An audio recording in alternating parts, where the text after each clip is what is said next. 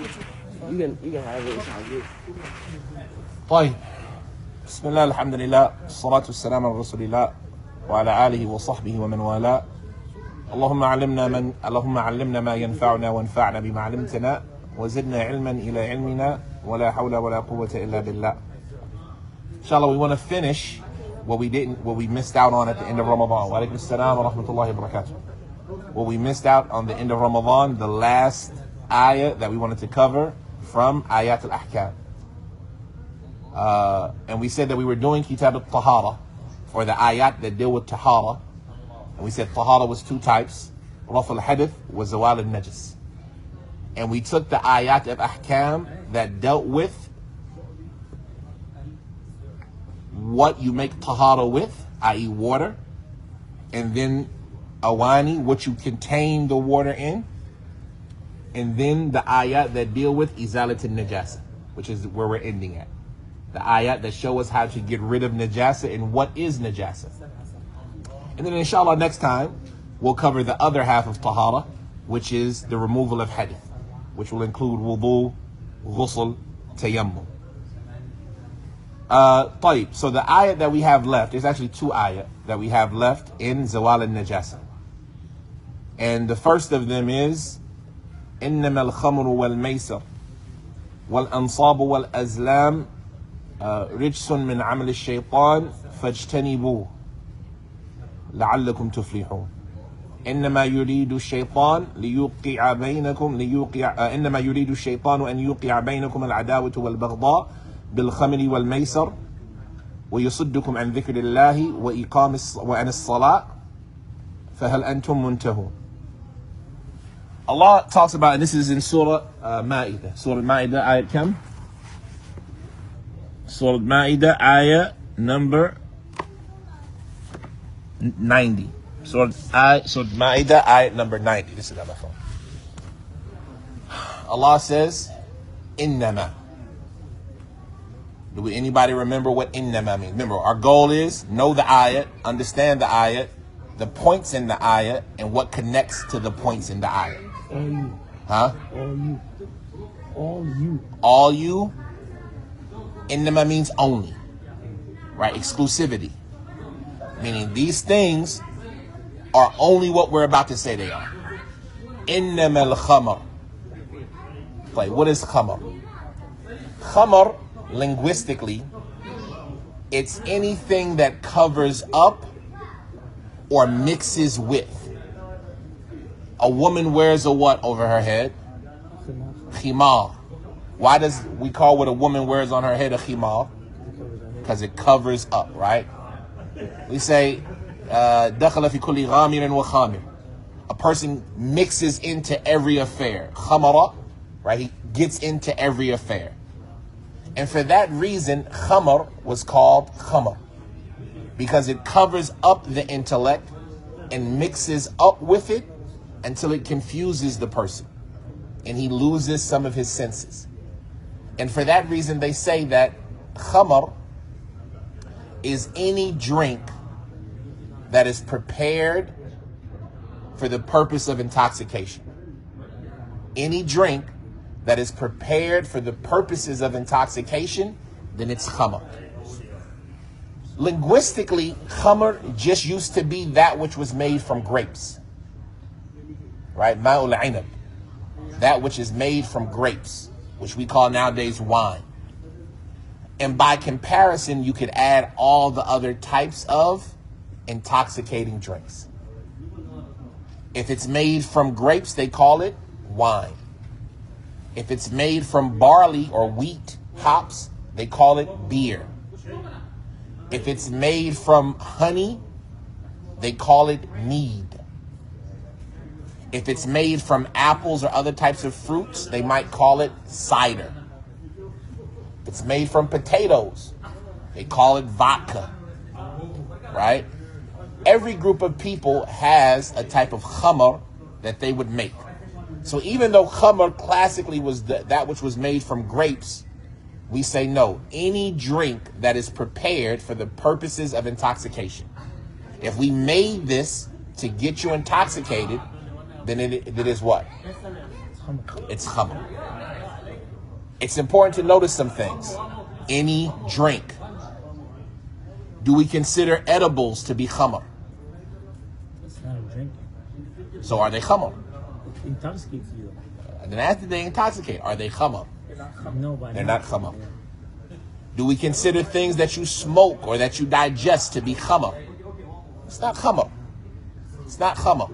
Right. Is it haram? The Prophet ﷺ, he said, "Kullu muskirin yuskir, fahuwa haram." Any intoxicant that intoxicates is haram. So we're not saying marijuana is legal. We're not saying drugs and opiates are legal, but they're not khamr. They're a different category other than khamr. Because khamr is... Would smoke be in khamr because like we say like... Yashrubu dukhan. Yeah. It's a good question. I don't know. I wouldn't consider it to be khamr because you're not actually drinking it, right? It's not a drink prepared for intoxication, right? And that's an important definition. A drink that's prepared, the reason you made it was to get you intoxicated. Because some people will argue and say that, well, there's certain things that might get you a buzz, that might get you intoxicated, but they're not khamr. A sugar high, right? Or certain types of drinks that don't intoxicate by themselves.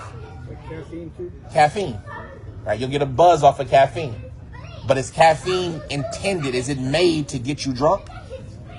So it's not khamr. So that's the definition of khamr. And we're going to see a lot of arguments. We might not get into them all, but there are a lot of arguments that come off of defining what is khamr and what is not khamr. Right? What's the main thing in khamr that makes it haram? Alcohol. Al-kuhul. It's an Arabic word. It's one of those Arabic words that have entered into the Western languages. Al-kuhul. We all know what a kuhul is, right? It's the stuff you put on the eye block, right? And they used the word kuhul because kuhul, they would break it down. And with khamr, the main ingredient in alcohol is what they call ethanol. Ethanol is a type of process or a type of chemical that comes when you heat up and cook the sugars inside of something. And that's called fermentation. The fruits, that yeast is an ingredient that gets on them, that when you heat it up in certain ways, it extracts this ethanol from it, and that ethanol is what gets the human being drunk. This is the main type of alcohol that is consumable. Ethanol. What they do with this ethanol after that, a lot of places they do what is called distilling it. When you filter it and filter it and filter it till it gets stronger and stronger and stronger. So like things like wine, like mead, they're just undistilled. They're straight pure alcohol. But if you put it through a process that removes and filters it to get it pure and purer, that's when you get whiskeys and vodkas and spirits that they call them in English and in Arabic. They call them spirits. That distilling is why they call al-kuhul, right? Because you're filtering it down and making it more pure. There are other type of alcohols. You have ethanol, isopropyl. I might be pronouncing them wrong, but we posted them before. The alcohol and rubbing alcohol, right? That's a different type of alcohol than the alcohol that people normally drink. We'll come into that.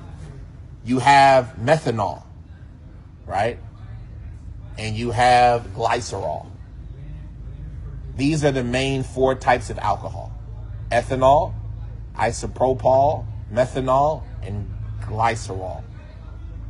The first three will get you intoxicated. So ethanol is what they use in alcohol. Isopropyl is what they use as a cleaning agent, right? Like we say, rubbing alcohol, disinfectant. Methanol, they use it in, where do they use methanol?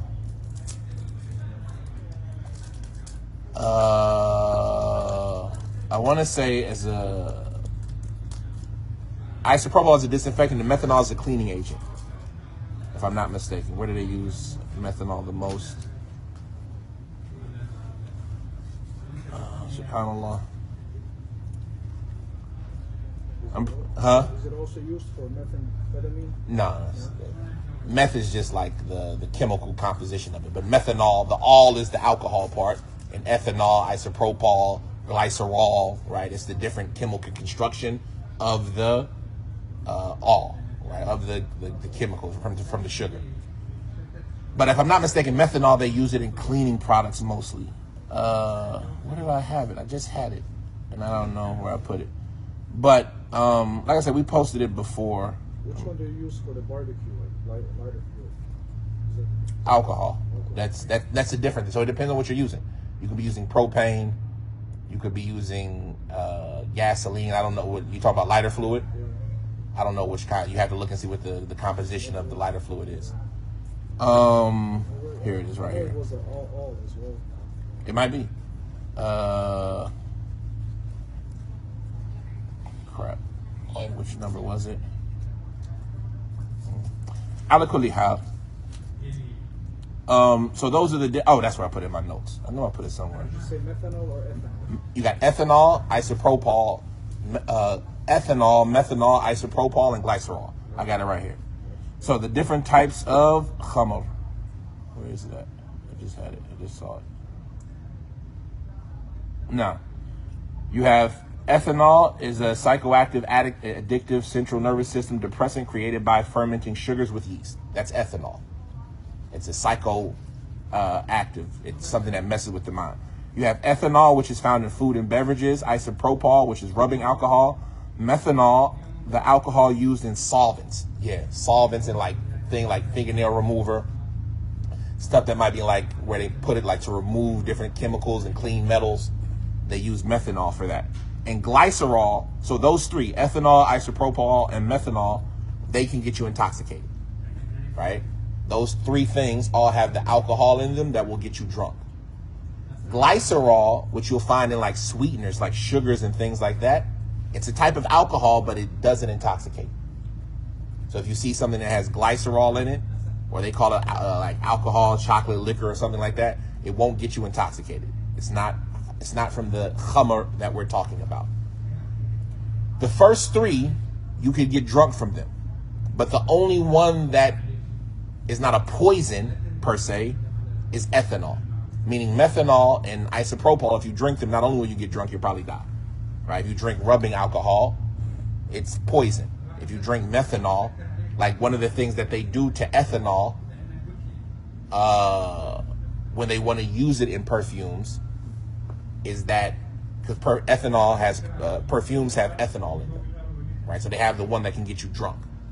But what they do to make it not an alcohol, so it doesn't have to be regulated by the alcohols, they mix it with methanol and things like that, right? And so now, since it's not digestible, they don't have to regulate it as alcohol, right? They can sell it as perfume and cologne.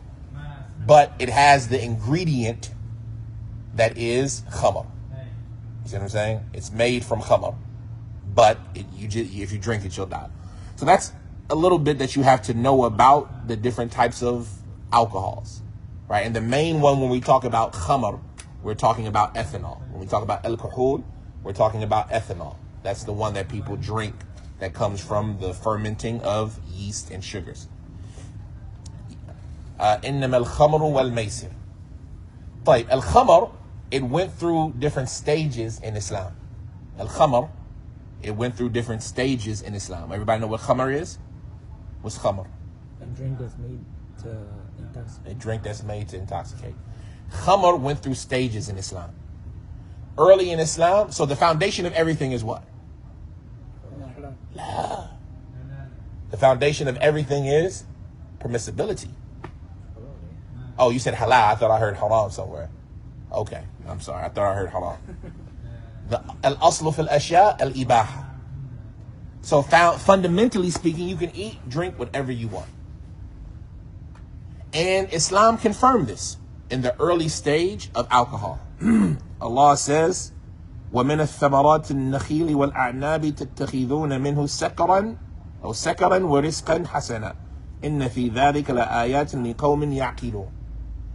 And from the fruits of the date and the grape, you all take from it an intoxicant and a good provision. Indeed, and that is a sign for a group of people who think, have intellect. So, and this is in Surah Al-An'am, Sakaran.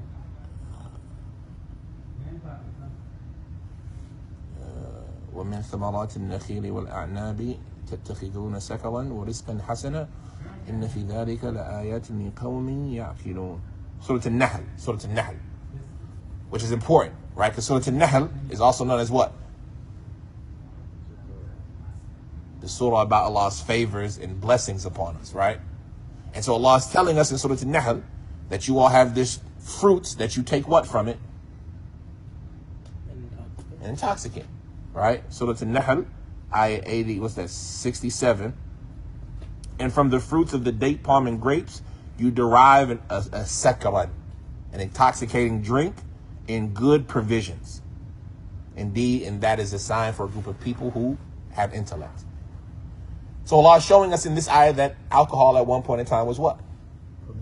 Permissible. But it's always good to look at the subtleties and how Allah speaks. Allah described the things that we get from these fruits and grape. He mentioned two things, right? What did he mention? Sakaran. And a good provision. And a good provision. What is that already indicating? The intoxicant doesn't enter into the good provisions.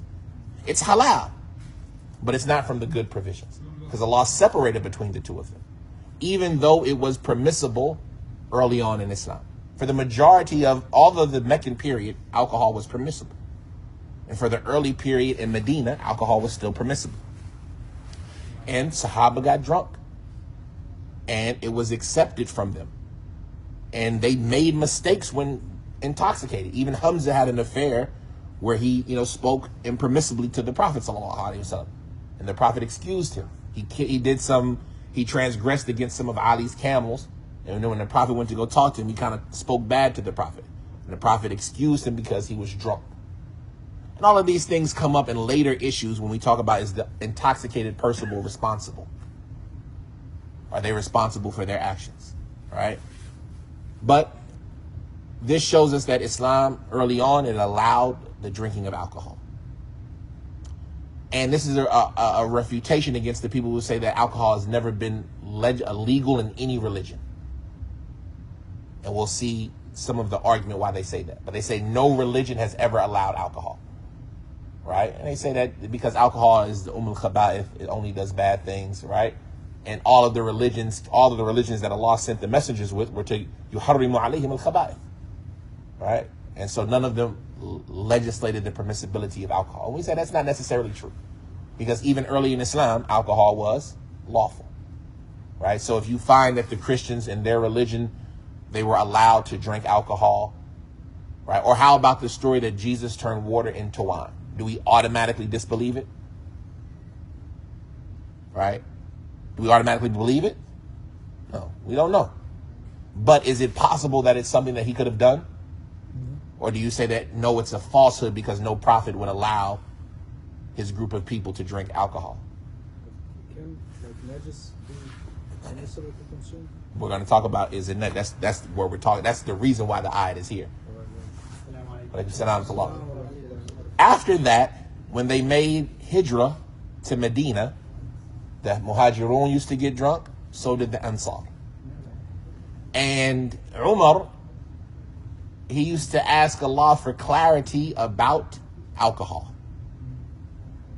And so Allah sent down the ayah in Surah Al-Baqarah, يَسْأَلُونَكَ عَنِ الْخَمْرِ وَالْمَيْسِرِ قُلْ فِيهِمَا إِثْمٌ كَبِيرٌ وَمَنَافِعٌ لِلنَّاسِ وَإِثْمُهُمَا أَكْبَرُ مِنْ نَفْعِهِمَا. They ask you about al-khamr, alcohol, or wine, and maysir. And we'll talk about what maysir is in a second. Say, in the two of them is a great sin, ithmun kabir. And in some qira'ats, ithmun kathir. وَمَنَافِعُ لِلنَّاسِ, and benefits for the people. وَإِثْمُهُمَا أَكْبَرُ مِنْ نَفْعِهِمَا, and the sin of the two of them is greater than the benefit of the two of them. They say that this was the marhala of karaha. At this stage, alcohol was disliked. It was still halal, but what was its hukum? Makruh. طيب. Question. How can it be makruh if it was described as being a sin? Right? قل إنما حرم ربي الفواحش ما ظهر منها وما بطن والإثم والبغي بغير الحق وأن تشركوا بالله ما لم ينزل به سلطانا وأن تقولوا على الله ما لا تعلمون. Say, what Allah has made haram is indecency of all types, what is apparent and what is hidden, and al-ithm. So ithm is haram. But in the ayat in Baqarah, when we say that when this ayat was sent down, was alcohol haram? The majority say no. But Allah described it as an ithm. So how can it be an ithm and not be haram? Because he said there was a benefit in it still? That's fine. But he described it as being an ithm. And Allah told us that ithm is what? Haram. So how can this be? How could it be an ithm and not be haram? You mean, how can it be ithm and still It still be halal. makruh? Yeah, it's halal. It's makruh. It's not haram. How could it be an ithm? Tell me an ithm that you know of that isn't haram. It isn't haram. Tell me an ithm. Was it? That's it. Have ithm. Tell me an ithm that you know of that isn't haram. What is an ithm? We translate it as sin, Sin, so any sin. right?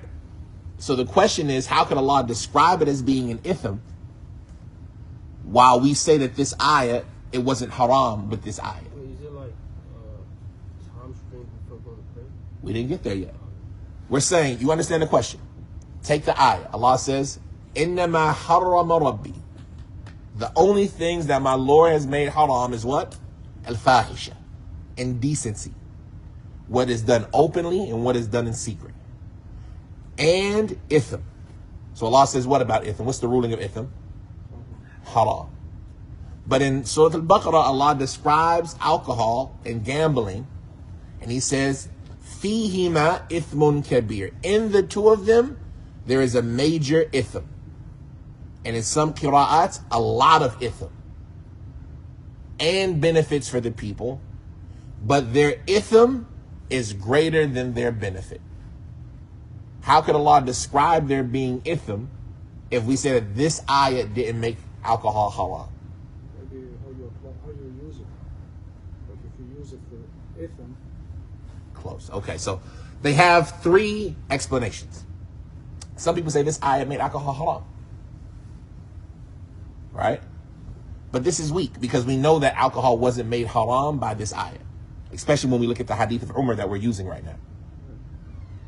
Some people say the ithm is for when it will become haram. The great ithm is after it's haram. And the benefit is before it's haram. But that's weak. Right? It doesn't line. That doesn't make, tell us about the sin that's going to happen. What does that mean? But this is where I say you got to look like an Arabic. We're going to see a lot of this today. When we talk about like how you phrase something. The sin, فِيهِمَا إِثْمٌ كَبِيرٌ. In the two of them is sin. What did Allah not say? It is. The two of them are sin. In the two of them there is sin. I.e. the two of them result in sins. When you drink, what do? You make bad decisions, you get loud, you get obnoxious, you speak evil, right? You cause problems. Those things are sins. How did you get to that state to make these sins? From drinking. When you gamble, what happens? You lose money. And when you lose money, what happens? Get angry. You get angry. When you get angry, what happens? You make bad decisions. You commit sins, right? And so gambling causes you to commit sins. Not that gambling and alcohol were the sin at this time. They're not the sin at that time, but they cause the sin. What kind of sin do they cause? ithmun kabir, great sins, Oh, kathir. or an abundance of sin. You don't stop at one sin when you drink alcohol. Like we all know the narration about the al-Khaba'ith. And from those who were before you, there was a man and a woman seduced him and she trapped him and said, you're not leaving until you drink alcohol, commit fornication, or kill this child. And he said, give me the alcohol. It's the lightest of them. I'll do that one. That's the least of them. And so he continued to drink the alcohol until he committed fornication and killed the person. Right? And so none of you should think that alcohol is the least of sins. It's ithmun kabir, right? It's al-Khaba'ith, the mother of all sins. So the point of it is there's an abundance of sin in it. This is beneficial. Why? Because even before it was haram, Allah is telling you that it leads to what? It leads to haram. So when we start talking about the prohibition of alcohol, it is haram. Why? Yeah. Why is it haram? It leads to haram actions. It's haram because Allah said so. And it's haram Because because it leads to haram actions. If you guys remember what we talked about at ikhtilat, like something, sometimes it could be haram because of this or because of that or because of the combination, right? Because of tashabbuh, because of the harm, or because of the combination. Similarly here, alcohol is haram because Allah said so and because of what it leads to. And that helps you understand the prohibition of other things. If it's haram because of what it leads to, what other things lead to that? What were you about to say? No, just muskar. I would say just khamr is haram because it's muskar. Because it's muskir. Yeah, that's the illah. So when we talk about reason, you got the hikmah, the wisdom, the why, and you got the why come, right? It doesn't translate well, but like the illah is the thing that causes it to be halal. But the wisdom is the reason, the hikmah behind why Allah made it haram in the first place. So we cannot just say, we cannot just take one reason because Allah said. We also have to look why. Yes. So that's a big conversation. When we want to compare other things, we need to know what? Like you asked about marijuana. Well, marijuana is not khamr. Early on in Islam, well, not early on in Islam, but early on in the usage of marijuana, like the 5th century, which is when marijuana started to be used amongst the Muslims in abundance, there was a big argument. Is it halal? Because what? It's not khamr. Right? It's not khamr. Show me your proof. And the people, especially the Sufis who used to use it, they would say that you don't have any evidence. It's not halal. And they would use it in abundance.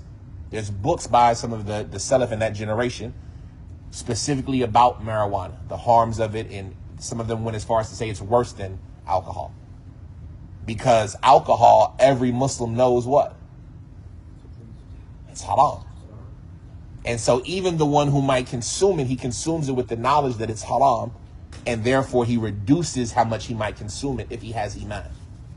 As opposed to marijuana, during that time, people were thinking that it was what? Halal. And so they would consume it with no limit. But it does what? It does the same thing that alcohol does. Well, what does alcohol do?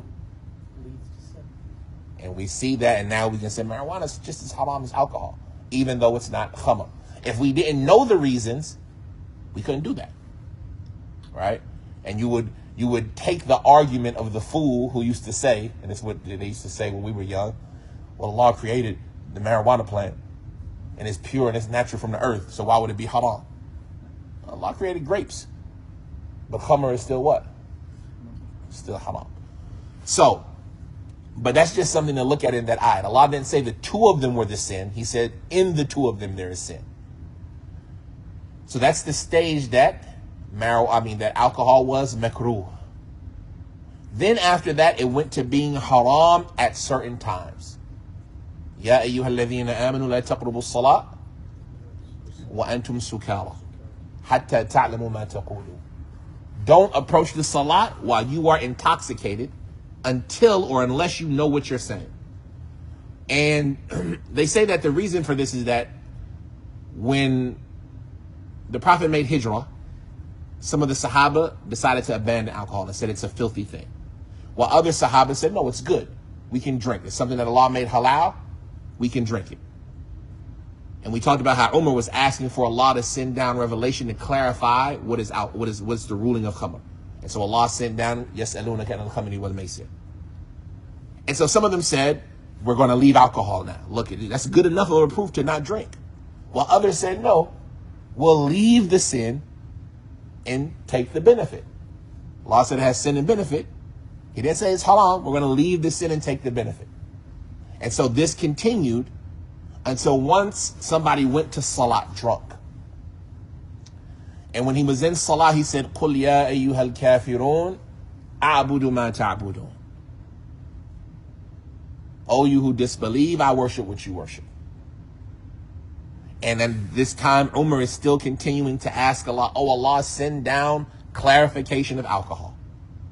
And so Allah sent down, يَا أَيُّهَا الَّذِينَ آمَنُوا لَا تَقْرُبُوا الصَّلَاةَ وَأَنْتُمْ سُكَارَى.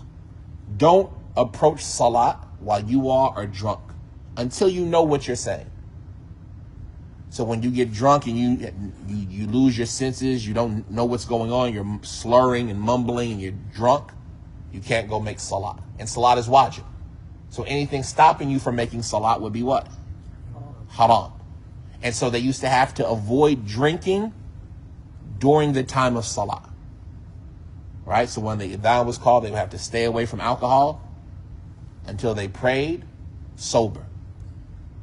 And so this limited how and when they would drink. It reduced the available opportunities to get drunk. But was alcohol haram?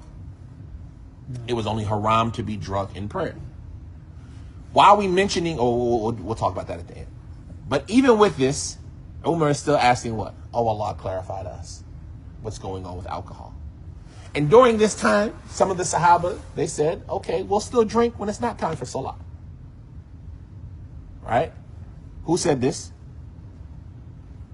Some of the Sahaba. Which shows you a benefit.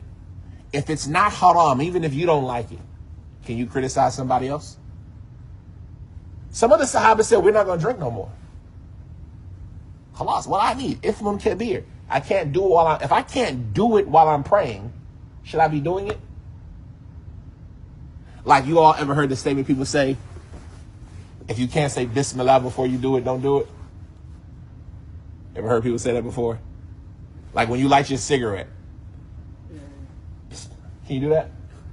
I heard that. People are like, what are you doing? Right? Bismillah. You can't light your cigarette with Bismillah? Then you shouldn't smoke. When you go to hug a girlfriend and kiss a girlfriend, you go, Bismillah, come here, girl. You can't say Bismillah before it, don't do it, right? So if you can't do it in Salat, do you want to do it when you're not praying? What's the best situation you could be in? Salat. The closest that the slave will be to his Lord when he's in sujood. Can you be in sujood drunk? So why you still want to drink, ya akhi? Stop drinking. But some of the Sahaba said what? I just drink when I'm not in Salat. Is there criticism? Does that reduce their righteousness, their nobility, their level in the religion? Why not?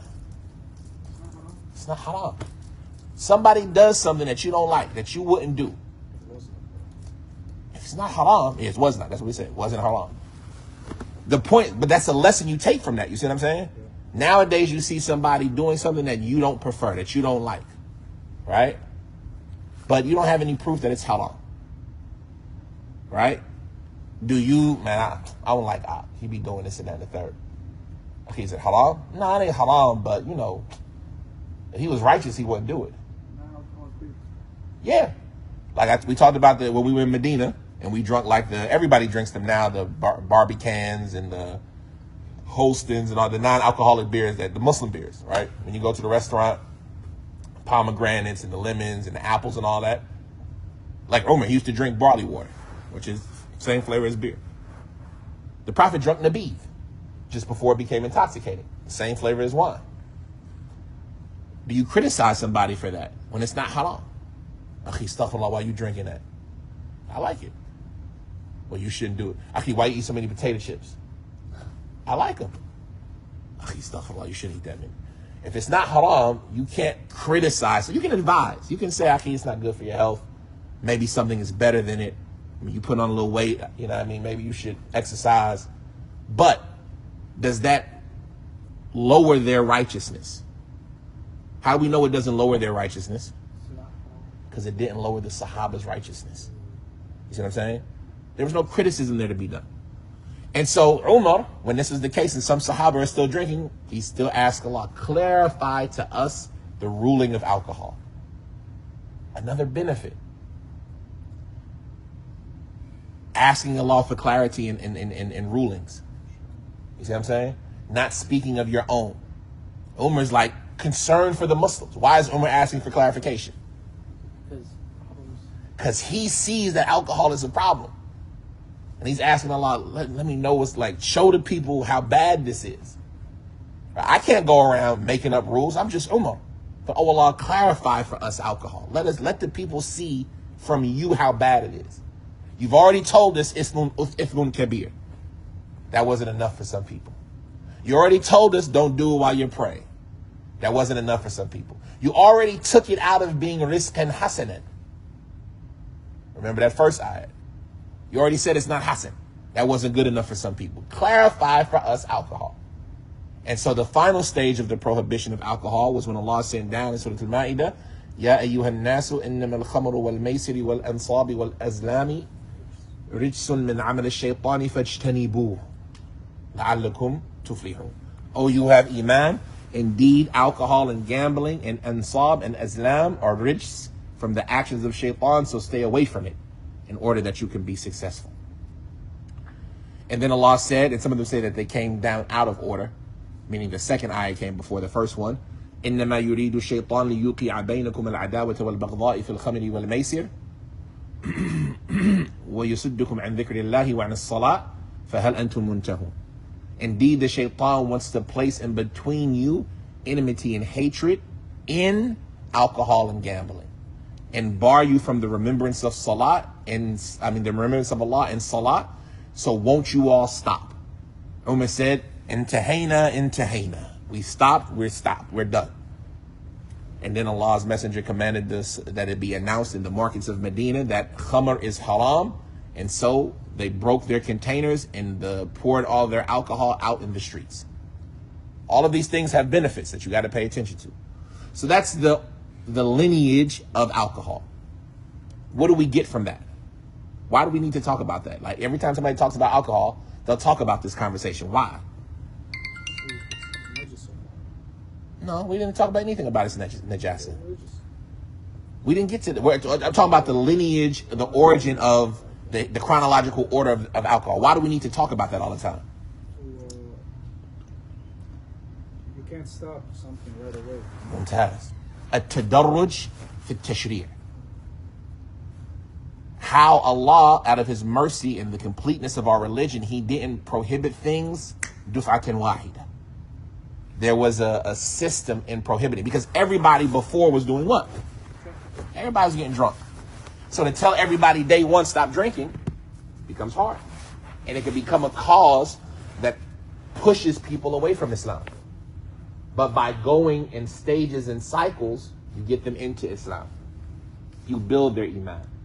You limit their opportunities to do the haram. Right? I start talking about some of the ill effects of it. I educate. I limit your opportunities. Okay, you can drink, but don't drink in salah.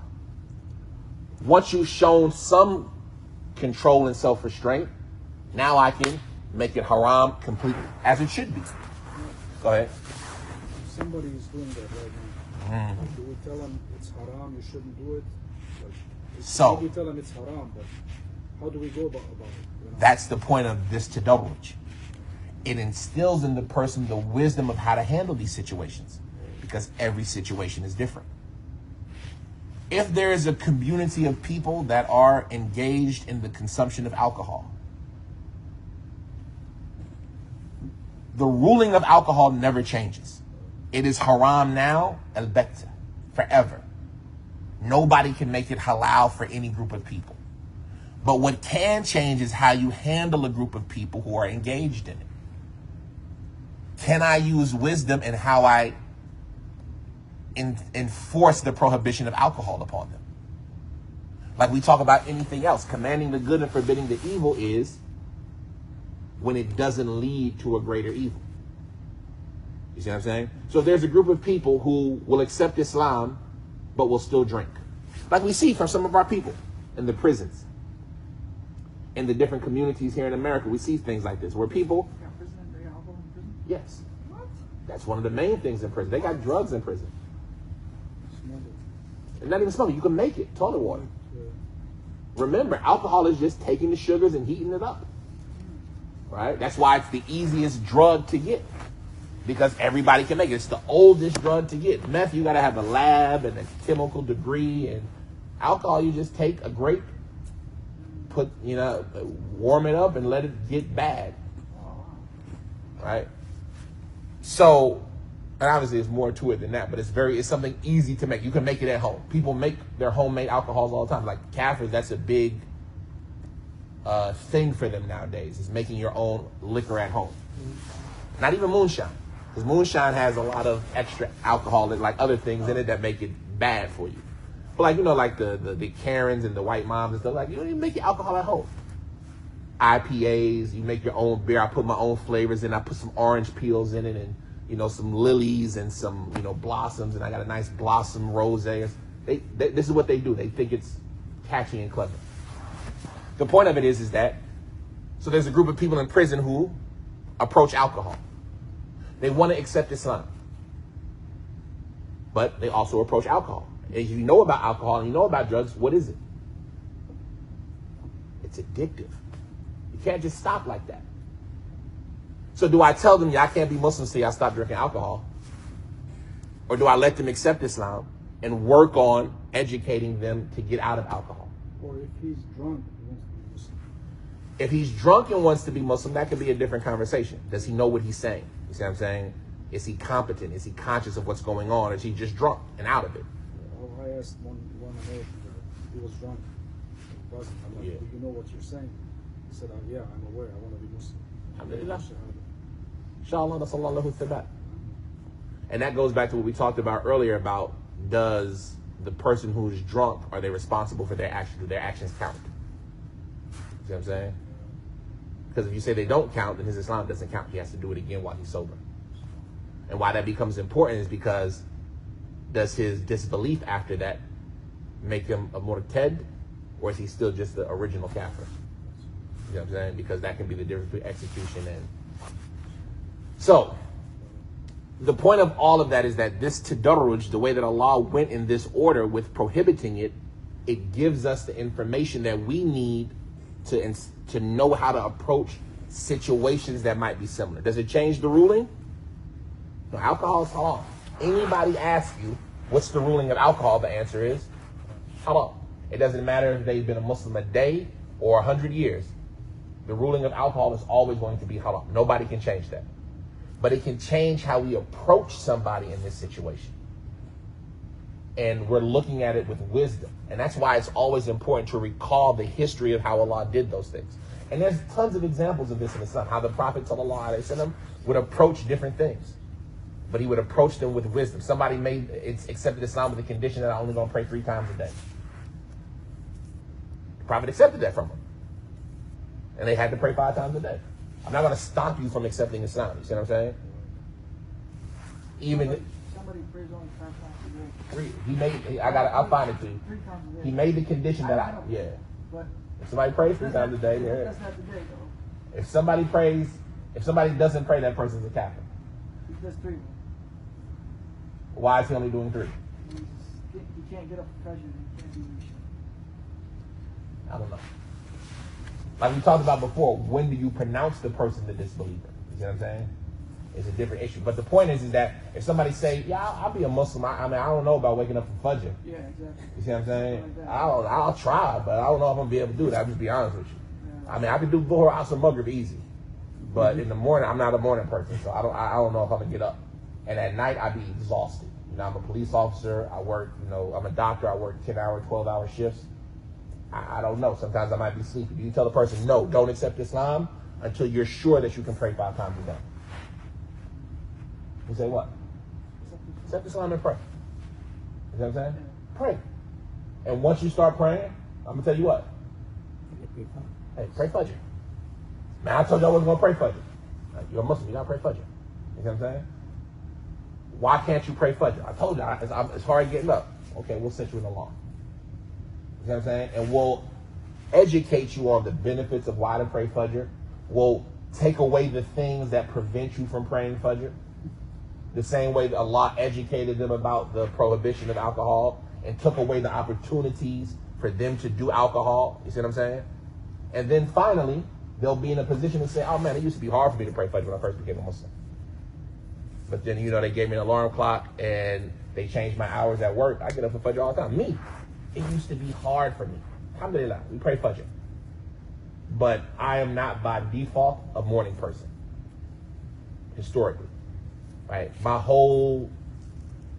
only went to high school for 2 years. Everything beside my first semester in high school. So for 2 years except one quarter, not even a semester, a quarter, I missed first period.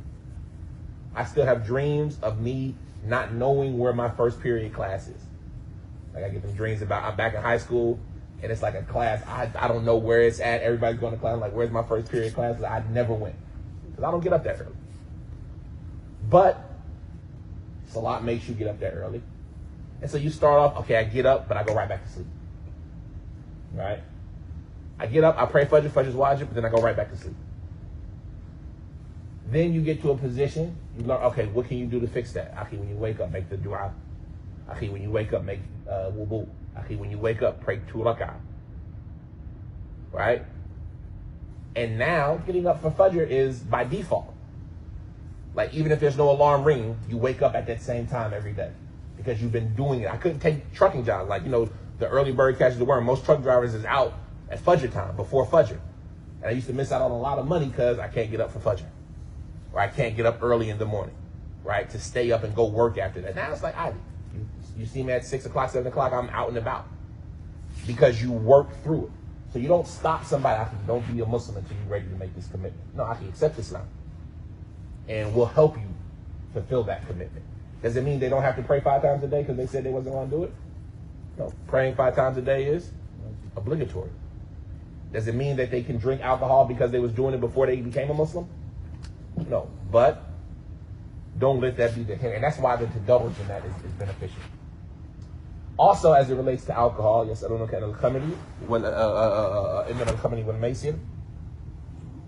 what else was there? There was one more thing about alcohol we wanted to talk about.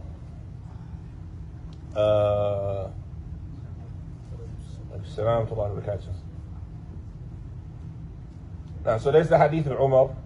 Also, from the reasons they say that alcohol was made haram was that Sa'd ibn Abi Waqqas, the story of Sa'd ibn Abi Waqqas, he was invited by some of the Ansar to a meal and to get drunk. And think about this. Who is Sa'd ibn Abi Waqqas? One of the 10 people promised paradise. And he's invited to a meal where they're like, hey, come on, hang out, let's have some food, get drunk. It wasn't haram. It didn't reduce his nobility. While they got drunk, they got in an argument. And the Ansar were taking pride in being the Ansar, and Quraysh was taking pride in being Quraysh. And there's benefits in this story that go along with another story. Taking pride in arrogance. Taking pride in an arrogant way. Even if the thing that you're taking pride in is good. Where is this helpful at? Do you understand what I'm saying? Taking pride in something in an arrogant way, even if the thing you're taking pride in is good. For example, you guys know the story that some of the Sahaba got in an argument, the Ansar and Quraysh, Muhajirun. And so the Ansari said, Ya lal Muhajirin, Ya lal Ansar. And the Muhajir said, Ya lal Muhajirin. Like trying to rile their groups up against each other. It's all about the Muhajirun. Man, it's the Ansar world, baby. Right? How we would talk about gang terms, right? Muhajirun up, Ansar down. Right? Muhajirun better than Ansar. Man, it's Ansar, baby. Nah. And they're arguing about it. and they're calling their groups to each side. Ya al-muhajirin, come on, ya muhajirin. You hear what he's saying? Ya al-ansar, ya ansar. And so they're arguing, and the Prophet came out and said, what? Bid'awat al-jahiliyyah? Are you all going to call with the call of pre-Islamic ignorance? What terms were they taking pride in? Huh? What terms? What terms? What actual words were they taking pride in? Muhajirun. Who named them that? Who gave him the name Muhajirun and Ansar? Allah. These are good names. These are praiseworthy titles. للفقراء المهاجرون للفقراء المهاجرين الذين أخرجوا من ديارهم وأموالهم يبتغون. Right? These are terms that it's not a critic, like it's not like they made up a deviant group and started attributing to it. These were terms that Allah was pleased with them for. Right? Allah and His Messenger called them the Ansar, the Muhajirun. But when they were taking pride in them arrogantly, the Prophet called it a bid'awat al-jahiliyyah. And so, where is this beneficial? What's the best type of way to be a Muslim? What's the minhaj? What's the way you have to be a Muslim? Salafi. You have to be Salafi. Anybody in doubt about that? You got to be Salafi. There's no ifs, ands, or buts about it. But when you take pride in Salafiyah in an arrogant way, is that good or bad? Well, baby, we Salafi over here. Don't mess with them. Don't mess with them. And you start to take it as an arrogance and as a praising of yourself and as a, yes, Salafiyah separates. But when you make it the separation, I don't know if that makes sense. Salafiyah separates. It separates the truth from the falsehood. You can't be Salafi and on Batil. But are we going out separating the people and making enemies and dividing the people? Or is our goal to bring the people to Salafi? And you see a lot of times the person will have this arrogance in Salafism. Right? He'll have that arrogance when somebody comes into the masjid with his pants below the ankles. This is haram. I believe Isbal is haram. So I automatically deem that person a fasik. I separate. I draw them lines. I don't smile at him. I frown at him. Right? The brothers who got married today. Did any of y'all witness it? I heard it. What's something, I didn't understand their language. You praised them. You praised the... Don't worry about that. I didn't understand their language. What's something you saw that was strange? I couldn't have been the only one who noticed it. The clothing? No, the clothing, that's odd. The clothing was good. No, it's not strange. That's what I'm saying, yeah. When they was given the offering... Oh, that he turned to his father. That's okay, that's ignorance. But they did it 3 times. I didn't see it. I marry you such and such. I accept. I marry you such and such. I accept. I marry you such and such. I accept. They were doing it 3 times. And I'm looking like, why? That's not the sunnah. And he was doing it to the wali and things like that. Like that makes the mubtadi'ah, kusaq. That's obviously something from their culture. I have no idea about its origins, about it in any form or fashion, right? If they believe it's from the sunnah, then it's... They might think it's from the sunnah. If nothing else, it's from their culture. I'm not saying it's okay to do. Right. I'm not telling you when you get married, you got to give the offering acceptance 3 times. I think it's a bid'ah. But does that make me divide them, separate from them, be harsh to them? Right? When they was done doing it, what do? Okay, that's all fine. You got to do it this way. This is the sunnah. Right? You still got to do it the sunnah way. I don't know enough about what you're doing to make a judgment on it because I don't understand your language. It wasn't in English. But I can tell what's happening. Nor do I understand the origins to really say, nor do I understand, is it even a bid'ah if it's culture? You see what I'm saying? So I'm not going to get into that whole conversation. But what I'm going to do is, okay, this is how you do the sunnah. And in addition to that, I'm going to do what? I'm going to make myself beloved to you and make you beloved to me. And I'm going to learn about what you're doing. So that way, when it comes time to advise, if advice is necessary, you'll be willing to accept it. Yeah. you'll listen to them. As opposed that, imagine if when they did it 3 times, they say, oh, what is this? What are y'all doing? Not even get out. Stop a lie. What's wrong with you? It's not the sunnah. No, we don't do that here. We don't do that. We don't do that type of stuff here. This match, you gotta be on the sunnah. Whatever this is, no, you gotta stop that. What does that do? That pushes them out, right? That rejects them. Now they don't want to listen to you. And it's not saying that bid'ah is okay, but it's saying that arrogance in it. It's like, no, learn how to be somebody that fixes the people. And so, in this example, we're talking about Sa'd. What's the ayah? If the prophet was harsh, لو كنت فظا غليظ القلب لانفضوا من حولك. Right?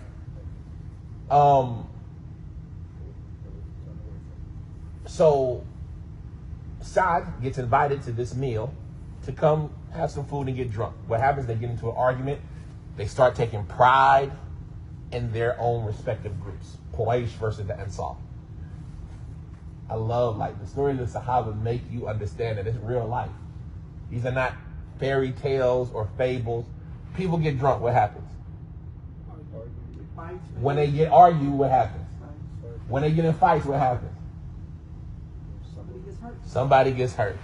One of the Ansar took up a camel's jawbone and smacked Sa'd in the face with it. Broke his nose. This is one of the 10 people promised paradise. You arguing over who's better, the Quraysh or the Ansar, which is something we have a religious answer to, by the way. You see what I'm saying? Like, it's not something that's opinion. Who's better, Quraysh or the Ansar? Quraysh. All things being equal, Quraysh is better. So the Ansar are wrong in that regard. You hit a Muslim in the face, which is what? Not just haram, it's kufr. لا ترجعوا بعد كفار يضرب بعضكم رقاب بعض سباب المسلم فسوق وقتله كفر. Right, this is an act. Who smacks Muslims in the faces with jawbones? Kafirs. Muslims don't do that. When the last time I smacked you in the face with a jawbone? Yeah, I'm a Muslim. So the point is that this action is kufr. We're not saying that the Sahabi was a kafir. We're saying, like, look at the gravity of what's going on. And then the person that you smack is one of the 10 people that's promised paradise. One of the earliest Muslims. Don't that show you the harms of alcohol? Did the Prophet reprimand any of them? The man who hit Sa'd? Yeah. Was there any reparations? Was there any qasas, anything like that?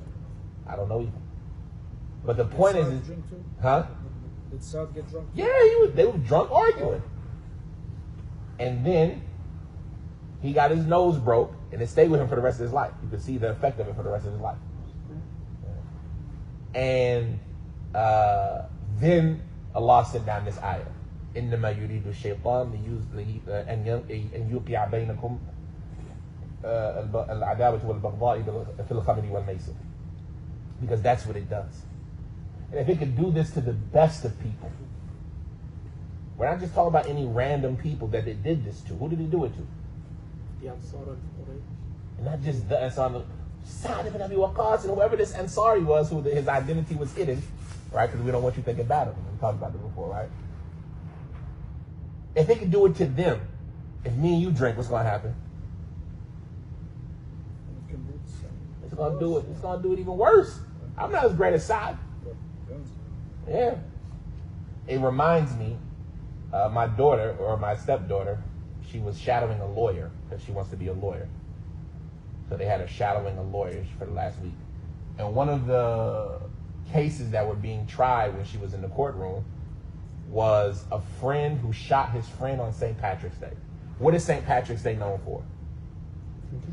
Drinking. It's the drinking day. A friend shot his best friend on St. Pat. They've been friends since they were 7 years old. And he shot his best friend in the arm. And the best friend was like, I want charges pressed against him and I want him to be locked up. What caused this? Khamr. Drinking on St. Patrick's Day. You lost your best friend. You shot your best friend. And now you're about to lose your freedom because your best friend don't want to forgive you because you shot him. So he wants to press charges. And now where you going to be at? In jail. All because you did what? Because you wanted to drink on St. Patty's Day. Accidents. Huh? DUI. DUI. So many things. So this is from the reasons why this ayat was sent down. There's other reasons and stories that they mention about it. How some of the Ansar, they would get drunk and they used to not ever have any enmity amongst them. But then when they would get drunk or they would do gambling, some of them said that the ayat was actually sent down about gambling, not about alcohol. And it would cause them to hate each other. And so Allah sent down this ayat. إِنَّمَا يُرِيدُ الشَّيْطَانُ أَن يُوقِعَ بَيْنَكُمْ الْعَدَاوَةَ وَالْبَغْضَاءِ فِي الْخَمْرِ وَالْمَيْسِرِ. The point is that this ayat was sent down year 3 after Hijrah. Why do they say it's because of gambling? Because the next khamri wal maisir. We just didn't get that for an ayah yet. The next word is maisir. So they say that this ayah was sent down year 3 after the Hijrah, after the Battle of Uhud, which took place in Shawwal. So it would have been the end of the 3rd year of Hijrah. And some people say the 4th year of Hijrah is when it took place. Right? So this ayah, we know when it was revealed. It was revealed towards the end of the 3rd year of Hijrah. So that means for 16 years, alcohol was permissible. إنما الخمر والميسر. The next word in the ayah is al-maisir. The word maisir is on the scale mif'al or mif'il. Maisar. إنما الخمر والميسر. Mif'il. From the word yasara. And the word yasara means to be wajib, to be obligatory, to be mandated. Right? And so, and it also has the meaning of to cut a portion for somebody, to cut them off a portion. It's not like yusra, like easy as well. So, is that yasara, is that meaning easy or does it mean necessary? See what I'm saying? Why does easy, what's the connection between all of that? You see what I'm saying? So it's from the same root, but the root means necessary. Yasara means wajaba. And the reason why they call maisir maisir is because when you gamble, you're taking your portion or your cut of the pot, and it is now ordained for you. It's now necessary for you. So they would call the gambler the yasir, right? And they would call gambling maisar, getting your cut, getting your portion, right? Ma fihi mukhatara, that which has risk in it, possibility of winning, possibility of losing. If you know 100% your wife though. So this is what the word maisara or maisir means. Play. What is maisir in the religion? Originally, maisir amongst the Arab dealt with camels. They would gamble on camels and the winner would take his portion. So it was specific for that. But does it enter into it all other types of gambling? Even if they're not gambling on camel? Like we talked about alcohol, khamr, we said originally it was regarding what? That what you drink. Specifically. Now, what was it made from? Grapes. The word khamr dealt with what was made from grapes. But then we added all the other types comparatively. What about maisir? Maisir specifically is the gambling over camels. What about the other gambling? Huh? Is it included in that? Yes. The other gambling is included. Gambling for an exchange is also known as kimal, with a qaf. Right? Gambling for an exchange. I want to get this, you want to get that. We gamble, one of us walks away. When there's a mu'awada, some exchange going on in the competition, that's gambling. So, some of the Salaf said, al-maysar is qimar. What is qimar again? I'm sorry. Gambling. Gambling. That's what we just explained. Yeah. It's that competition for an exchange. Okay. Right? I want your bag of treats. You want my phone. Rock, paper, scissors, shoot. What's that? Gambling. Right? Because there's a mukhatara, there's a risk of profit and reward, this luck of the draw, if you say, for an exchange. That makes it what? Qimar. Fine. All types of gambling are maysir. The question is, does maysir also include the gambling that has no exchange or no real exchange? What's the gambling that has no exchange?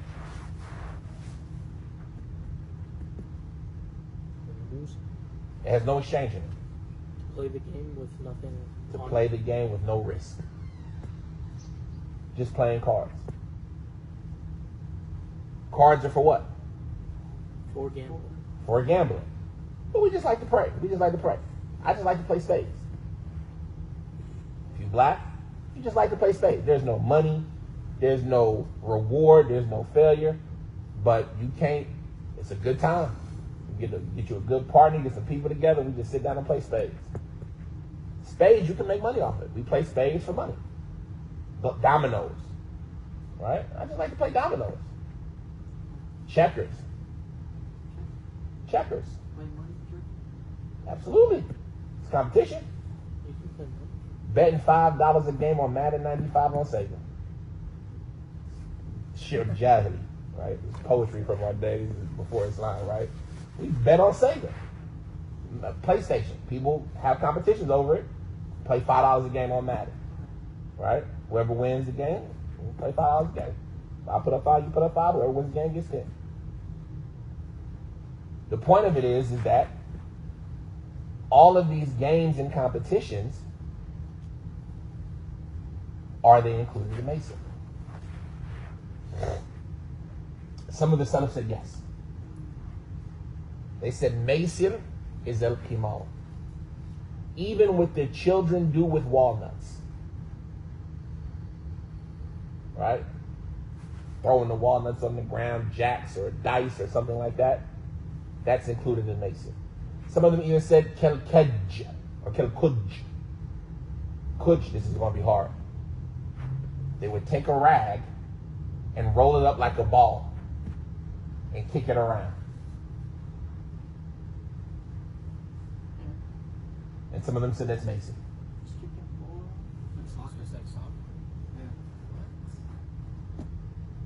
Imam Malik said, "Ma khulaqna li hada." We weren't created for this. Imam Malik, he said that there's two types of maysir. Maysir al-lahu wa maysir al-qimar. The maysir of distraction and wasting time, playing a game.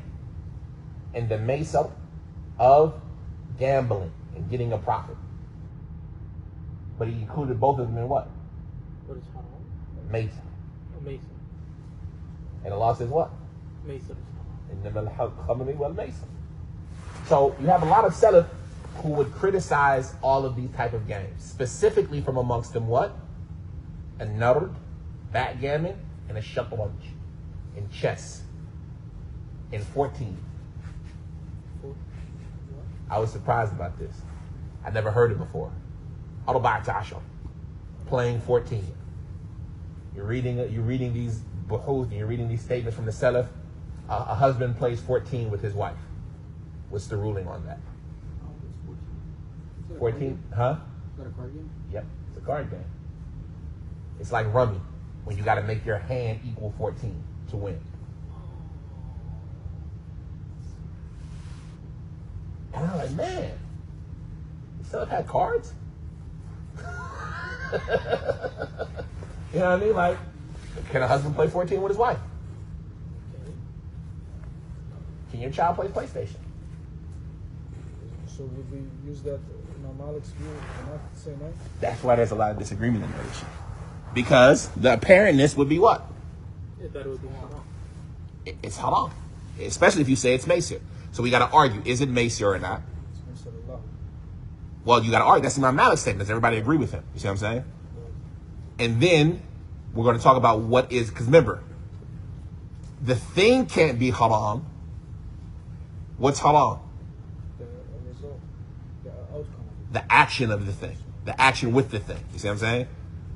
So, what's the haram action? And we'll talk about that. So the point is that there's difference of opinion of what is Maysir. Some people say it's gambling. Some people say it's anything that has this competition or game, even if there's no exchange. Something that people do. They talk about it. It's playing the game for shouting or for putting a feather in your head. Or what was the other one? Siyah, Warish. It's another one that people do. Siyah, Warish. Well, Qiyam. Standing or shouting or putting the feather in your head. It's when you play the game for shouting, standing, or putting the feather in your head. What's that mean? At bragging rights? I win, you got to stand up. I win, you got to bark. I win, you got to wear this feather in your head. Okay. Chelsea versus Manchester. I don't know soccer, right? I got Chelsea, you got Manchester. If Manchester wins, you got to shave your head. I'll bark like a dog on television. Okay, I'll bark like a dog and stand on one leg and rub my belly. Right? The point of it is that, do we exchange any money? But it's what? It's Mason. See what I'm saying? People do this all the time on television.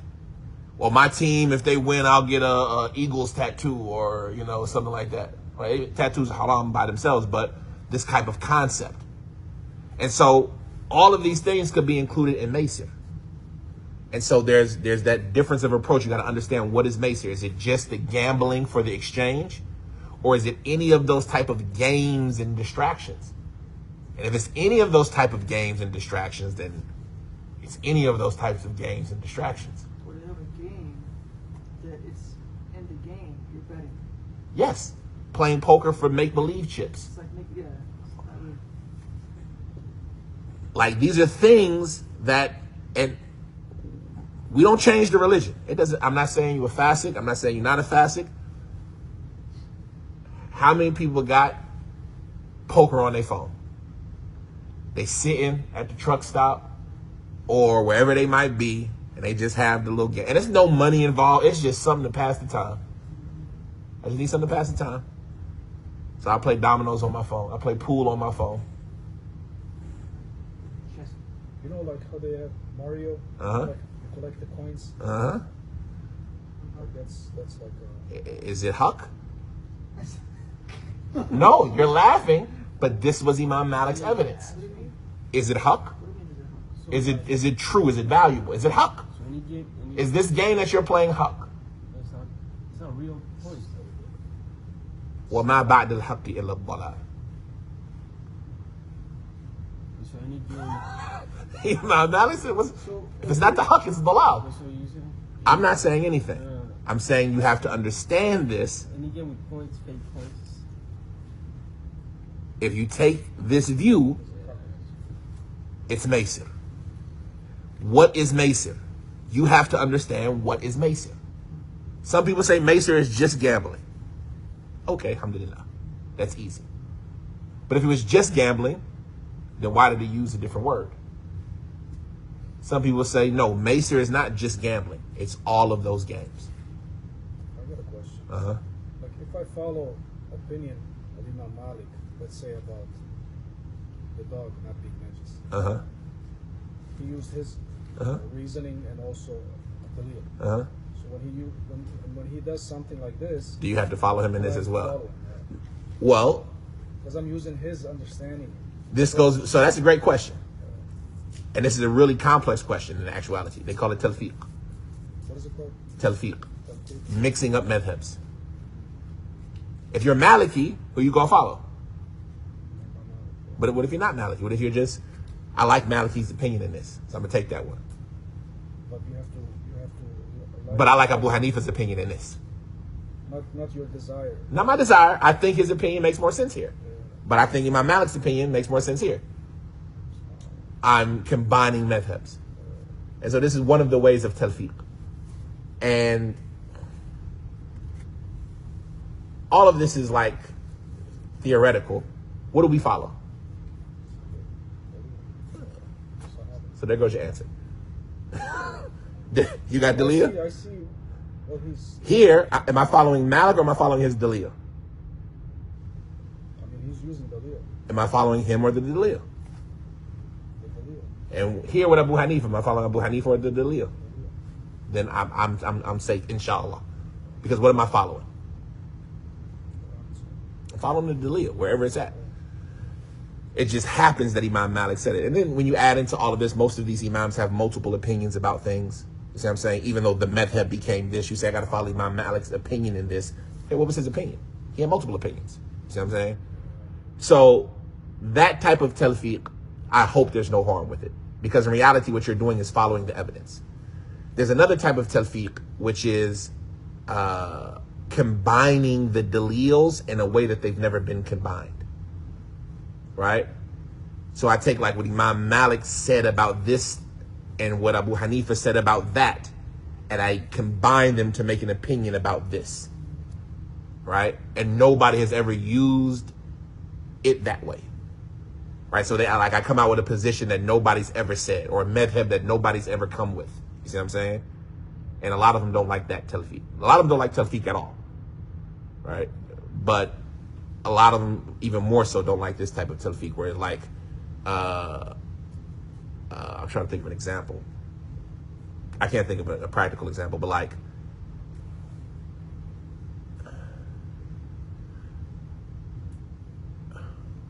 it's like in the result, like, anyway, I can't think of a proper example, and I don't want to try to make one up. But if you look up in the books of Usul al-Fiqh, and like the books they call it talfiq al-madhahib. But all of that being the case, the goal right now is just to understand what is mason. Some of them say it's only gambling. Some of them saying it's all the games. Right? Specifically chess and backgammon. But that's why you find a salaf like Ibn Abi Dunya, Ibn Asakir. They have books about the prohibition of games. Them al-Malahi, criticizing games. So it's something. And then the people who say that it's okay, they say that the prohibition is only when it does what Allah prohibited, as we'll see at the rest of the ayat. Right? When it does what Allah prohibited. Like anger. When it causes anger, when it causes enmity, when it causes distraction, right? When it causes forgetting the salat, that's the game that's haram. But we'll talk about that when we get there. So we know what is al-khamr and what is al-maysir, right? To some extent. And I encourage you to like look up the arguments about these things, right? Because they're interesting conversations. إِنَّمَا الْخَمْرِ وَالْمَيْسِرِ وَالْأَنصَابِ. What are the ansab? Some people say that the ansab are the idols. The ansab are the idols. Some people say al-ansab in this ayat means backgammon and chess. Some of the people of tafsir say that the ansab in this ayat, al-maysir would be what? Gambling. And ansab would be what? Backgammon and chess. Right? إنما الخمر والميسر إنما الخمر والميسر والأنصاب. It would be, some people say it's the idols, and some people say it's backgammon and chess. النرد, backgammon. النرد الشير or الكعاب. شطرنج. That's chess. والأزلام. Azlam is divining by arrows. When they would shoot the arrows to figure out an answer, right? And some of them say that this is Maysir. Al-Qidah, the shooting of arrows. Some of them say that figuring things out by divination, by the cards, by arrows, that's Maysir. The sticks, throwing bones, right? You know, the witch doctor, they would throw the bones, and the way the bones land, oh, you better be careful. They're all kind of like connected. Yes, and that's the point of it. Some of them say that, so if Maysir is the gambling, and Qimar is the games, and Islam, and Ansab is the games, and Islam is divination by arrows. Some people say all of that is Maysir. And so if all of it is Maysir, then Ansab will be the idols. You see what I'm saying? So it's all about how you understand this ayat in the context. And how do you understand the context of the ayat? What do you need to know the context of the ayat? Specifically what? Okay. The reason it was revealed. The story behind it. Because that will help you understand, okay, what was Allah talking about when he said Ansab? What was Allah talking about when he said these things? Like, because Allah's not saying it randomly. He's saying it in response to something. So knowing what's it in response to can help you understand the tafsir of what's being meant by al-Maysir. And likewise, the ayat before, the ayat after, the context of the ayat itself and all that can help, but really understanding the causes of the revelation. Rijsun. Rijs. 3 words.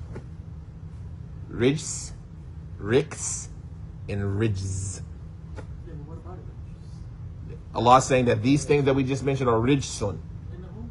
إنما الخمر والميسر والأنصاب والأزلام رجس. So, we have 3 words that are similar. Rijs, with a sin, Riks, with a kaf, and Rijz, with a zay. Rijz, with a zay, is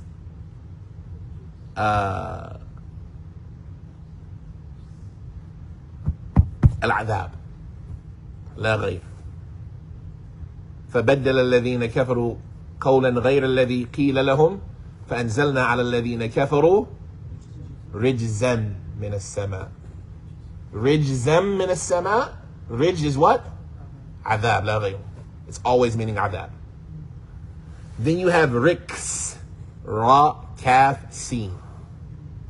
Riks is al-adara, filth, nothing else.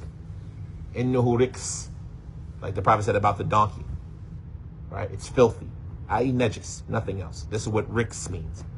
As far as rijz, then it can mean either one. I'm sorry, as far as rijis with a sin, yeah, it can mean either one. And some of them say it also means a sakht, hatred, right? Why is this important? Because which one does it mean here? So which one does it mean here? إنما الخمر عذاب, إنما الميسر عذاب, a cause for عذاب. Yeah. That's right. Right? إنما الرجس, hatred, a cause for hatred. إنما الخمر najis. Which one does it mean? Does it mean that إنما الخمر والأنصاب والأزلام والأنصاب والأزلام rijsun, i.e. hatred, or a cause for hatred, evil, or does it mean najis?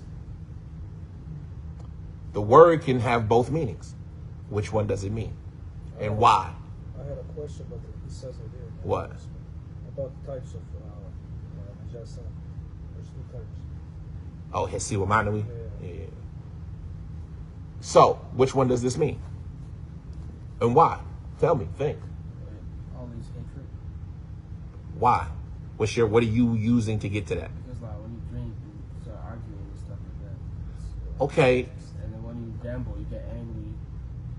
but it's not that it's hatred from you. I like what you're saying, though. I understand what you're saying. But is it hatred from you, or as we said, a cause for you being hated? You see what I'm saying? Like it is riks or ridges. I'm sorry, it's ridges, rijs with the scene. It's a cause for you being hated by Allah.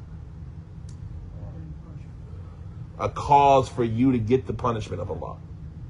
What you're saying is that those things are the hatred, i.e. the causes of you having hatred. I like it. It's interesting. one another. Yeah, I like it. It's interesting. I wouldn't have thought of that. I wouldn't have thought of it that way. It's interesting. It'd be good to find now that we have your information, and this makes you the happiest when you do it. When you have an idea, it's like, I can look at it this way. And then you find one of the sellers who looked at it that way, you be like, yeah. It makes sense. Because what you're saying, I understand. Like, it's a cause for you to have. It is hatred, i.e. it embodies. That's strong, actually, when you think about it with one of the things I'm going to say later. Like, it embodies hatred. It's what makes you all have hatred for each other. Yeah. Right? In the religious. Even when you play sports, like I know. basketball or something, you But guys get angry you get riled up. But F that, man, that was good. And who you getting riled up at? Multiple things. And what do you tell the other Muslims who lose? Use. Hold that L, homie. Hold that L out. Dominate, baby. You can't mess with us. That's what I'm talking about. Skins over here. Shirts can't do nothing. You skip, right? Huh? You see what I'm saying? Ya lil Ansar, Ya lil Muhajirun. Yeah. And we talk about shirts and skins. Or even the Catholic team. They watch a team play a game or something, and then he's working for a Catholic team. Yeah, it's a big issue. Ronaldo's my favorite player. I love Ronaldo. I shoot a shot, Ronaldo. I shoot a jump shot, Kobe. What is this? This is Vicar. This is Vicar. Like, Muslims don't think about it. Jordan, you making Vicar. Like, what's Vicar? SubhanAllah. Allahu Akbar. Allahu Akbar. Jordan. That sounds like Vicar to me. You just running around screaming some kafir's name. You just running around with some kafir's name on your body. Messi all on the back, on your back. What is this? So if you apply that, you said that because it's the cause for anger. I.e., not the cause of you getting the anger, the cause of making what makes you angry. So if the cause is the anger or what makes you angry, then you shouldn't do it. Right. Because it's religious. It's religious. It's haram. Yeah, anything. That's what I'm saying. Yeah. So, like, we can jump there now. I don't want to, though, so we're not going to jump there just yet. Because there's a spot in the ayah that we're going to talk about when we talk about trying to understand what is Masir. Okay, that's good. Anybody else have anything else? I like it. I think it's Ayat on The cause of your punishment. Yeah. Why? Because it can't be najis, like. Why not? Because of the cards. How can cards be najis? Sometimes. Right? They say that the meaning of it here, rijis, is the cause of hatred. By looking at the rest of the things Allah mentioned. Khamr and Masir. Is Masir najis? No. It's not even a thing. It's like the game. How's the game najis? Is Ansab najis? Well, what are Ansab? Idols. Okay, are the idols najis? If there are idols, yeah. They're idols. Are they najis? No. Again, if I touch it. If I touch it, do I have to wash my hand? But we're not talking about that najasa yet. I got you. But are the idols najis? No. Oh, you gotta wash your hand. It's just wood. The arrows that you shoot in Islam, are they najis? And this is by consensus. By consensus. So how is Khamr najis? If that's consensus, then yeah, Khamr can be najis, right? Or is it the opposite? The foundation of all of these things is that they're najis. And these three things were excluded because they're not. Because consensus. Oh. I can say that all of these are najis, but then consensus excluded these things. Besides Khamr. Because except Khamr. And so Khamr remains the way the ayat said, which is what? Rijs. I.e. najis. But then that it becomes problematic because then what was the point of mentioning everything else? It's as if the ruling doesn't apply to everything else anymore when the ruling still does. Maybe it's Amal al-shaytan. But let's go there. Now that we got rijis, we understand what rijis means, right?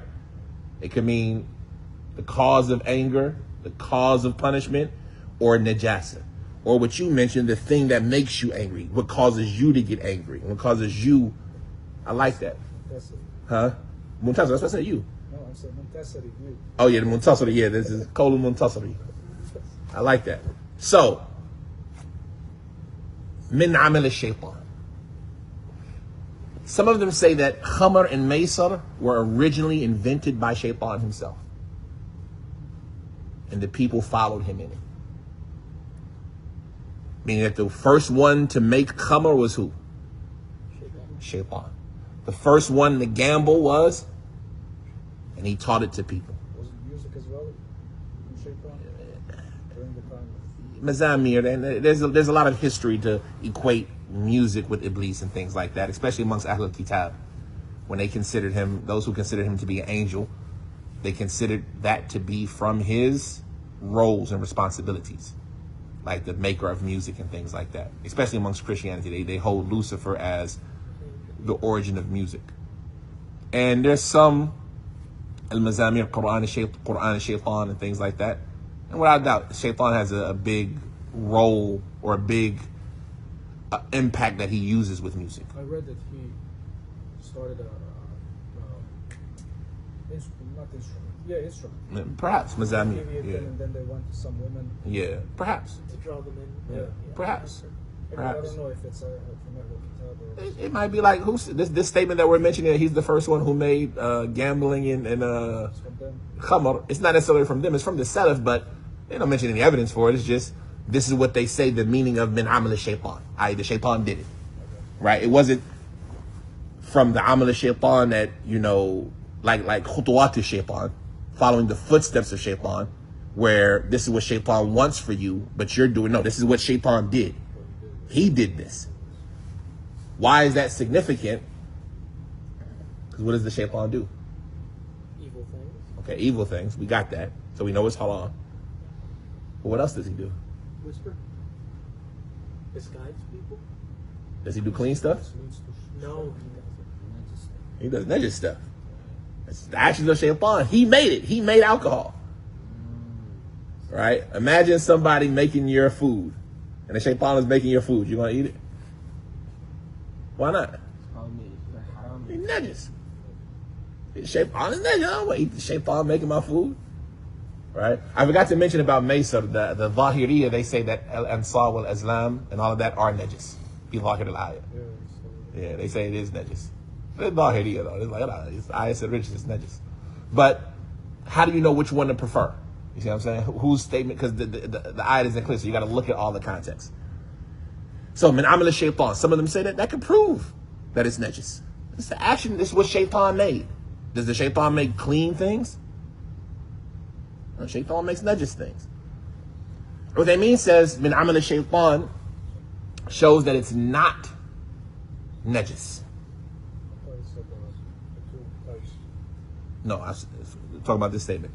Uthaymeen says the amal shaitan means that it's not najis because it's from the rijs al-amali. It's from the actions, not from the things themselves. And so, people going back and forth about it being najis or not.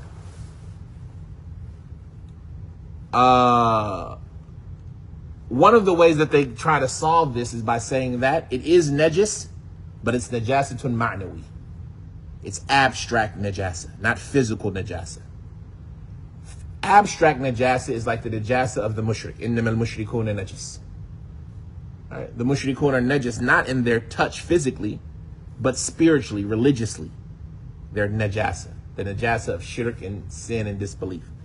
And so, according to that, then alcohol would be what? Abstractly najis. So you got some people that say that alcohol is what? Najis. What's the proof that it's najis? Do we see wine or Al-khamr. wine? Al-khamr. Okay, wine. Al-khamr. What do we say khamr was? Grape? No. A drink. The drink that intoxicates. A drink that is Prepared for the purpose. prepared for the purpose of intoxication. Okay, Right. so not all alcohol will be like Germac. What's that? Glycerol. Huh? Glycerol. Oh, you talking about hand Yeah, sanitizer? they got alcohol in it, but it's not Isopropyl. drinkable. The alcohol that's in it, what was it prepared for? It was Disinfectant. hand sanitizer. No. The alcohol that's in it, what was it prepared for? Hand sanitizer is what it is. What does it have in it? Isopropyl. No, it has alcohol, it has ethanol. Oh, ethanol. What is the ethanol for? No, To drink? to drink. That's what it's for. And we put it in this hand sanitizer. We didn't get there yet. But you see the difference? It's not that hand sanitizer is not made for you to drink, but hand sanitizer is made of ingredients. You see what I'm saying? What's one of the ingredients in hand sanitizer? Ethanol. Ethanol, alcohol, khamar. What's the purpose of khamar? So, khamar al-alcohol, A drink to get you drunk. You see what I'm saying? So if it has khamar in it as one of its ingredients, then it has khamar. Then it has khamar in it. You see what I'm saying? Even though the thing that it is isn't made for drinking, the khamar is. But there are arguments that come there, as we're going to see. There's arguments that come there. So we got khamar is rijs, i.e. najis. And that's based on the meaning of rijs, meaning najasa. And this is the opinion of the majority. Some of them even say it's a consensus. It's an ijma' that khamar is najis. But there's no consensus. There's too much disagreement. But it's been mentioned that there's an ijma'. because one of those things has to be najis. Why does one of them have to be najis? Because religious is mentioned before. So khamar, Or rijs can mean the purpose for your being punished. Like the majority hold the view that khamar is najis. Yes. Yeah, that's the majority. Like for example, the second view is that it's the cause in your punishment, or the cause in you having Allah's anger. Like Allah says in the Quran,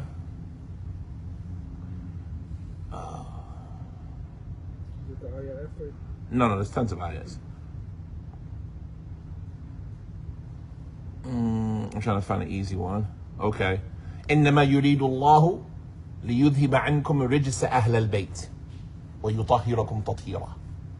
Allah says to the wives of the Prophet, إنما يريد الله, indeed Allah only wants ليذهب عنكم, to remove from you rijis أهل البيت, to remove from you the rijis, O family of the home, family of the Prophet.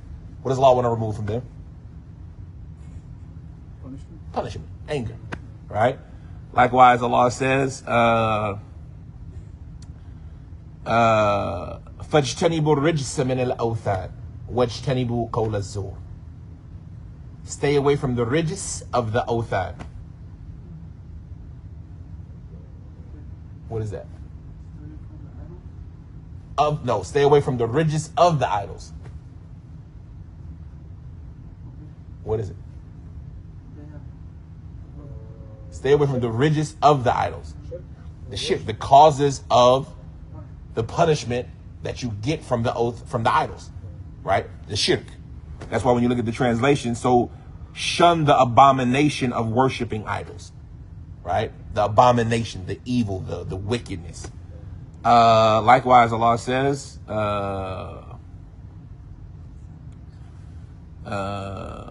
what's another one? When you see like the word rijis, it has وَمَا كَانَ لِنَفْسٍ أَن تُؤْمِنَ إِلَّا بِإِذْنِ اللَّهِ وَيَجْعَلُ الرِّجْسَ عَلَى الَّذِينَ لَا يَعْقِلُونَ. And it wasn't for any individual to have iman except with Allah's permission. And He makes a rijis upon those who don't have intellect. What is rijis?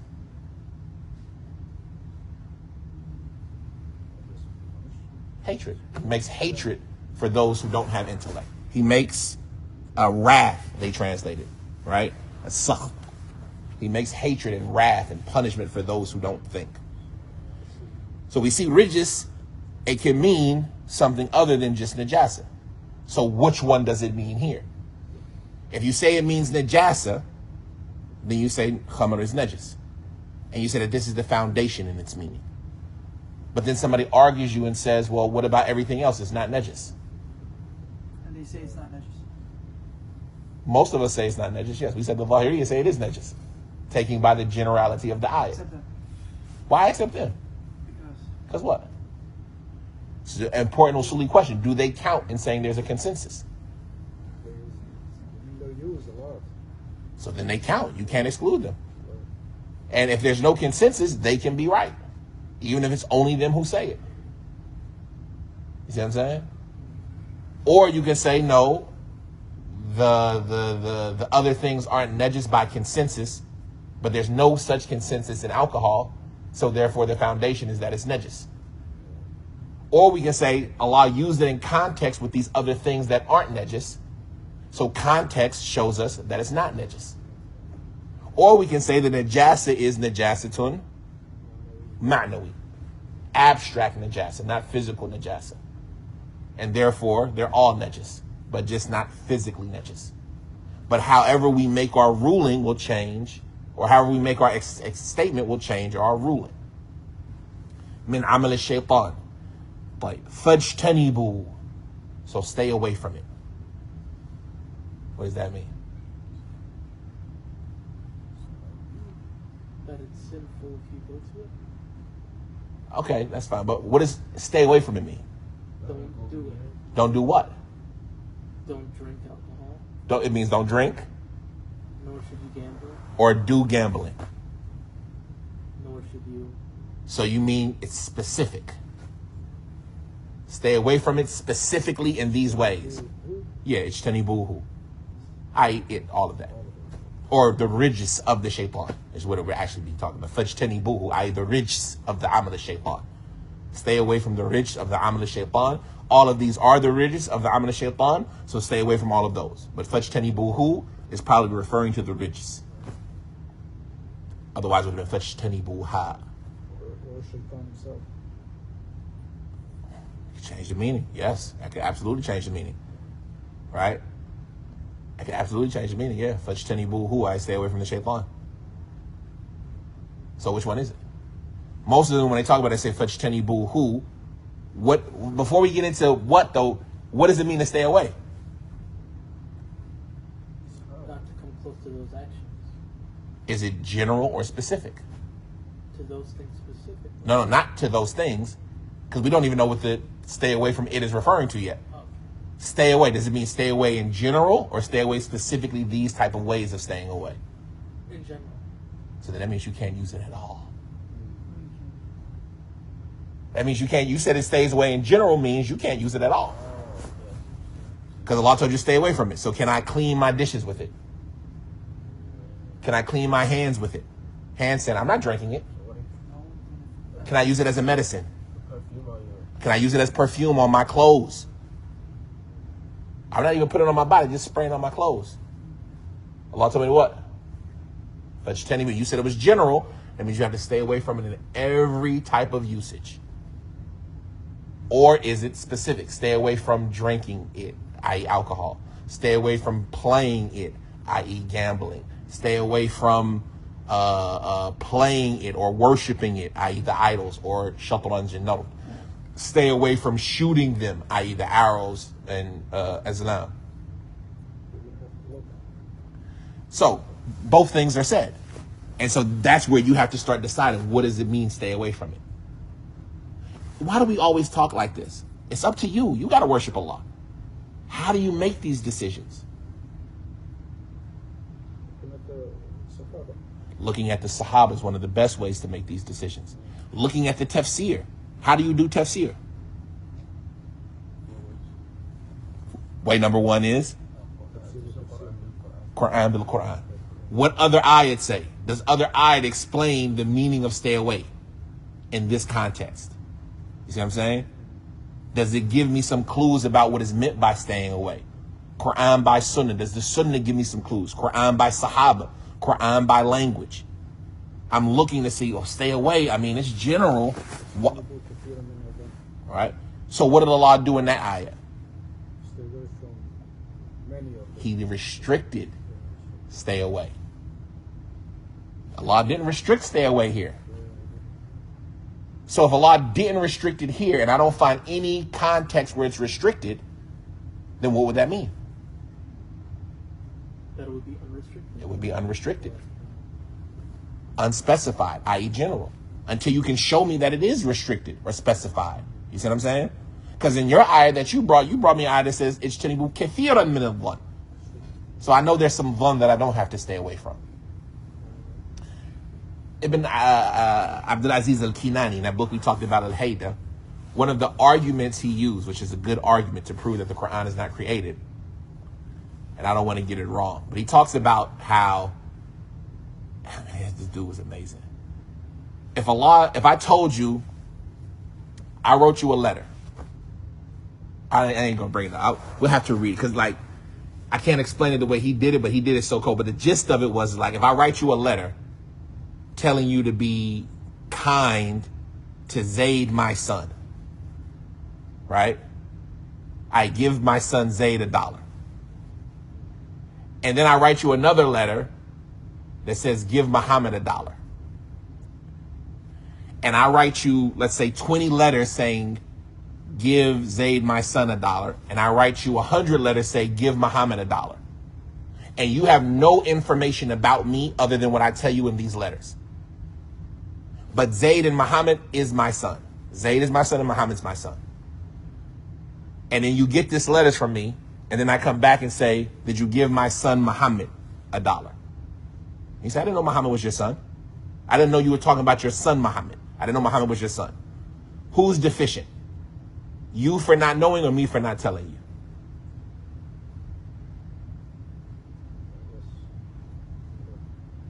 You have no way of knowing it except through me.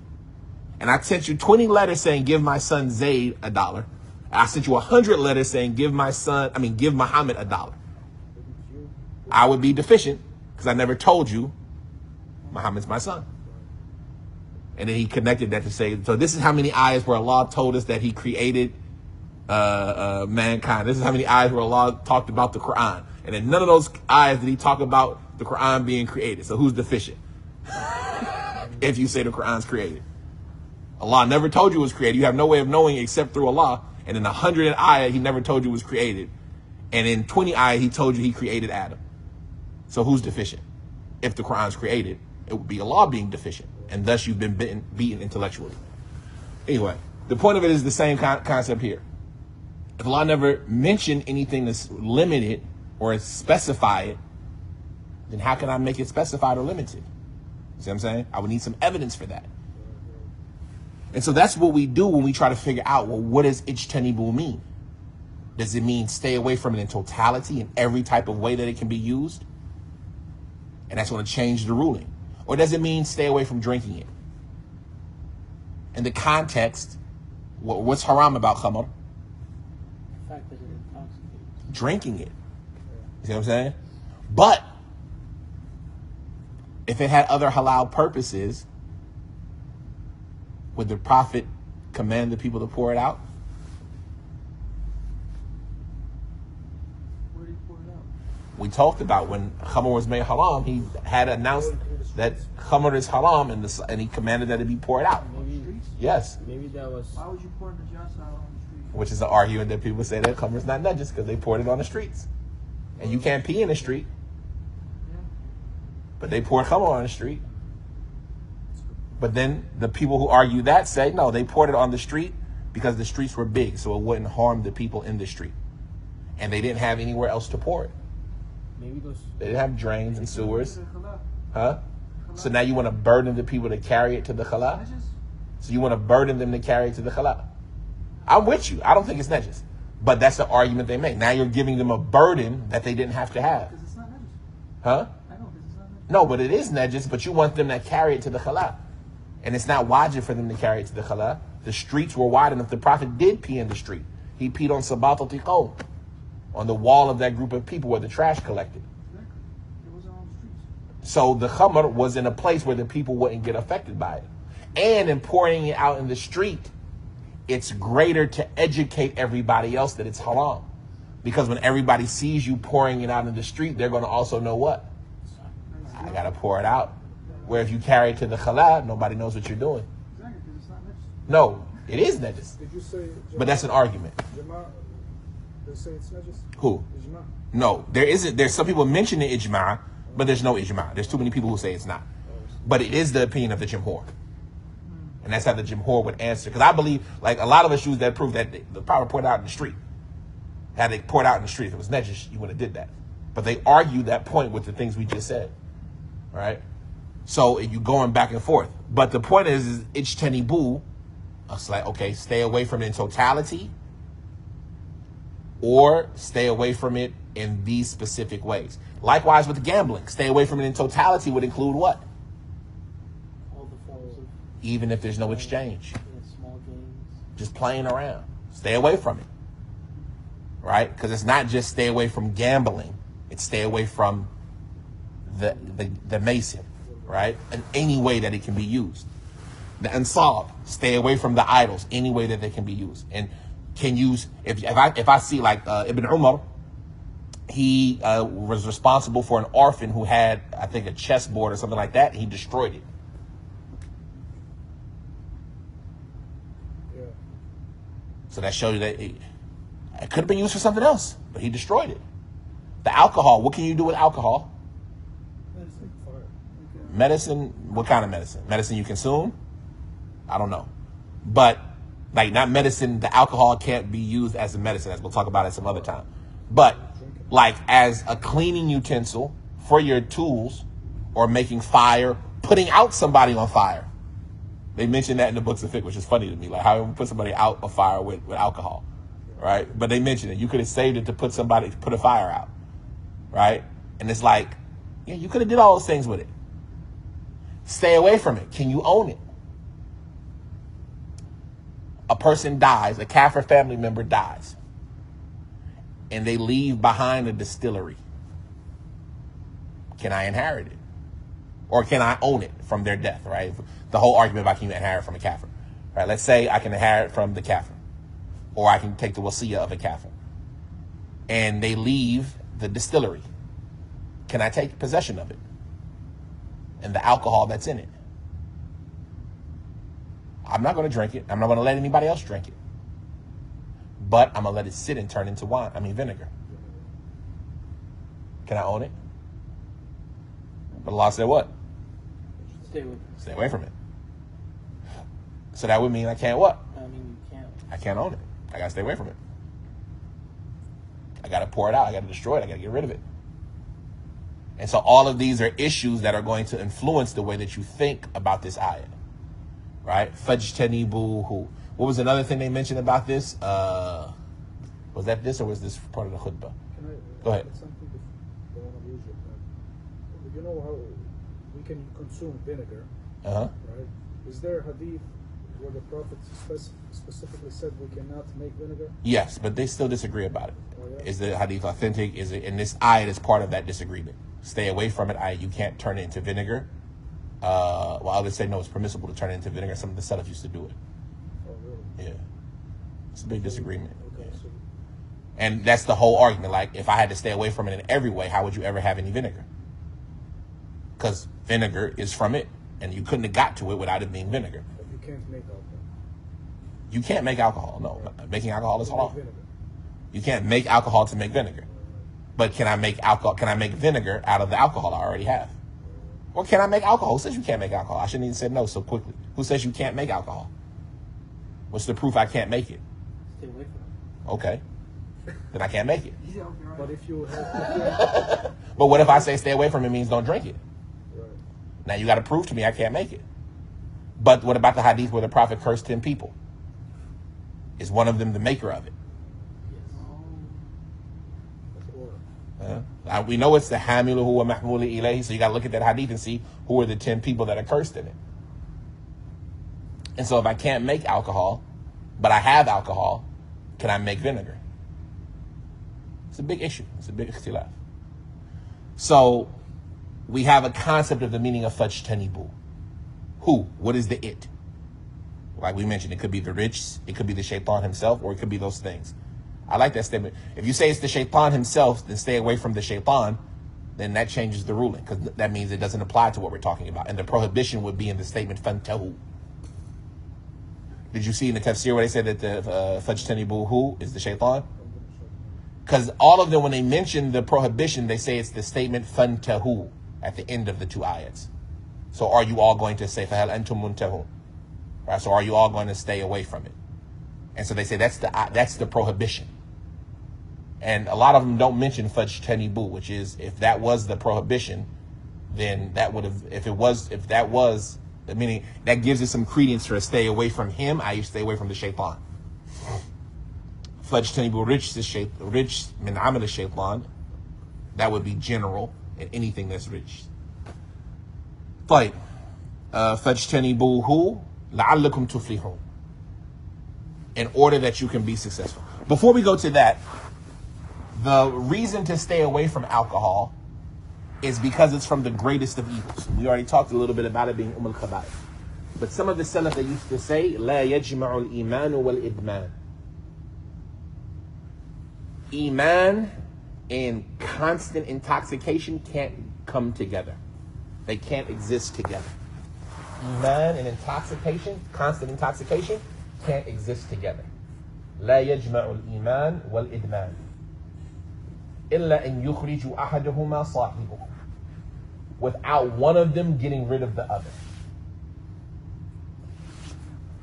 So the person who is an alcoholic, consistently drunk, this is problematic, right? They say that this can be something that leads to kufr. And from the actions that there's a hadith about that nobody implements, according to At-Tirmidhi, is the hadith of whoever drinks, then whip him, or like flog him. And if he drinks again, then flog him. And if he drinks again, then flog him. And then the fourth time, execute him. But nobody acts upon this hadith, even though there's no known negator of it. There's no known abrogation of it. There's nothing that we have that says this hadith is abrogated. So it's action. It's a known hadith. It's a very known hadith. When we say sahih, what's one of the conditions of sahih? Tell me the condition of sahih. What's the sahih hadith? All the people are fiqh. Mm-hmm. Connected chain, fiqh narrators. They're all righteous. That's fiqh. That's right. Two more things. Is master transmitter on it? No. Oh, come on, man. What is that? What is the Well, oh, well, They all lived at the same time? no. Now you got me forgetting. وأول صحيح وهو متصل no, I'm going to a different متصل الإسناد بنقل عدل ضابط الفؤاد عن مثله من غير ما شذوذ أو علة قادحة فتوذ. فمتصل الإسناد, what its chain is connected بنقل عدل ضابط الفؤاد, by somebody reliable or righteous and reliable in his intellect. And مثله من غير ما شذوذ, without there being any contradictions, أو علة قادحة, or hidden defects. So when you say sahih, is this hadith sahih? The question we're asking, is there a hidden defect in it? The hidden defect is nobody acts by it. But is that good enough to be a hidden defect?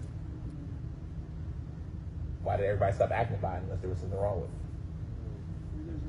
Could be like, You see what I'm saying? So this is one of the, like if you read Jami' Tirmidhi, the first, and the end of his book, Ilal Tirmidhi, one of the first things that are mentioned.